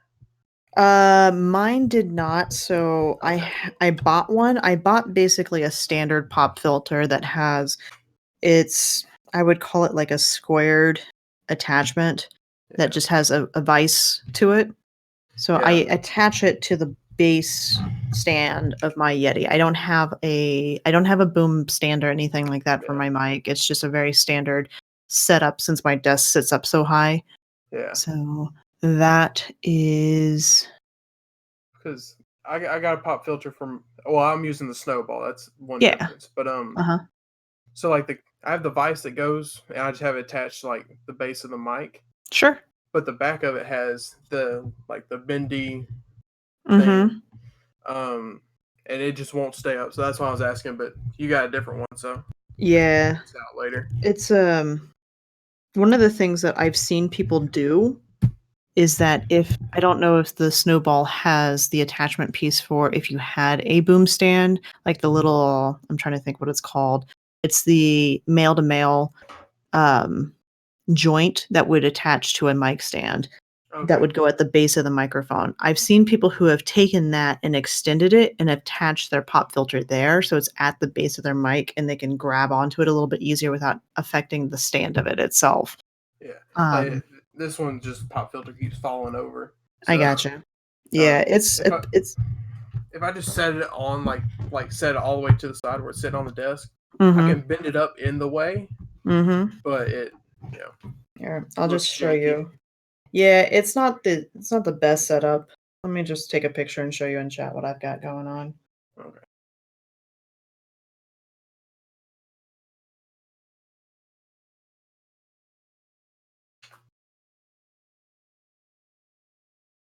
Okay.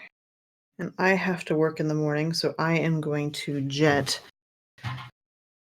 Okay. Because Saturdays are fun days at work. Yeah, I'm gonna have to head off to bed too. I don't have to work early in the mornings, but I gotta pack everything. Yeah. Have fun with that. Moving is never fun, but always a new opportunity for it. At least I have the solace of knowing, like, if I don't get everything, it's not like the person moving in after me gets it, because right, it's family. Yeah, that's always nice. Yeah, my sister had a place down here for college, and that's where I'm staying right now. Nice. I'm gonna move back to home, so. Gotcha. I gotcha. Right. Well, thank you all for having me on. Yeah, definitely. Thanks. Have a good one. Good job, by the way. Oh my god. I mean, my reading sucks sometimes, but the rest of it was all right. No, you did good. So real quick, Sarah Daniels just did the explain your handle. Oh no. Oh no. Her explain your at. Well, I'm ... Sarah Daniels. That's like where's she? Brian Monkus did one similar to that, and then his wife did just post it over his. And he goes, "I married him," and that's all it said. Yeah.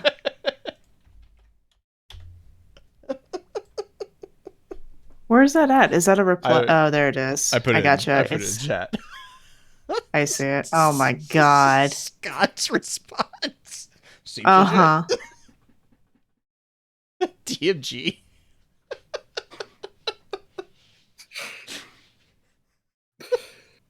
It's my goal on Twitter to never have to respond with words, just gifs and stuff right? I save.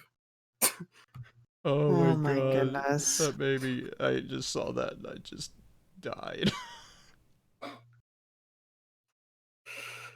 I'm surprised how much this explain your at's going around. Mm-hmm. Alright, well, I said I was going to bed, so I guess I better go ahead. Stream. Have a great night. Guys, have a great night. Night stream. Alright. Bye.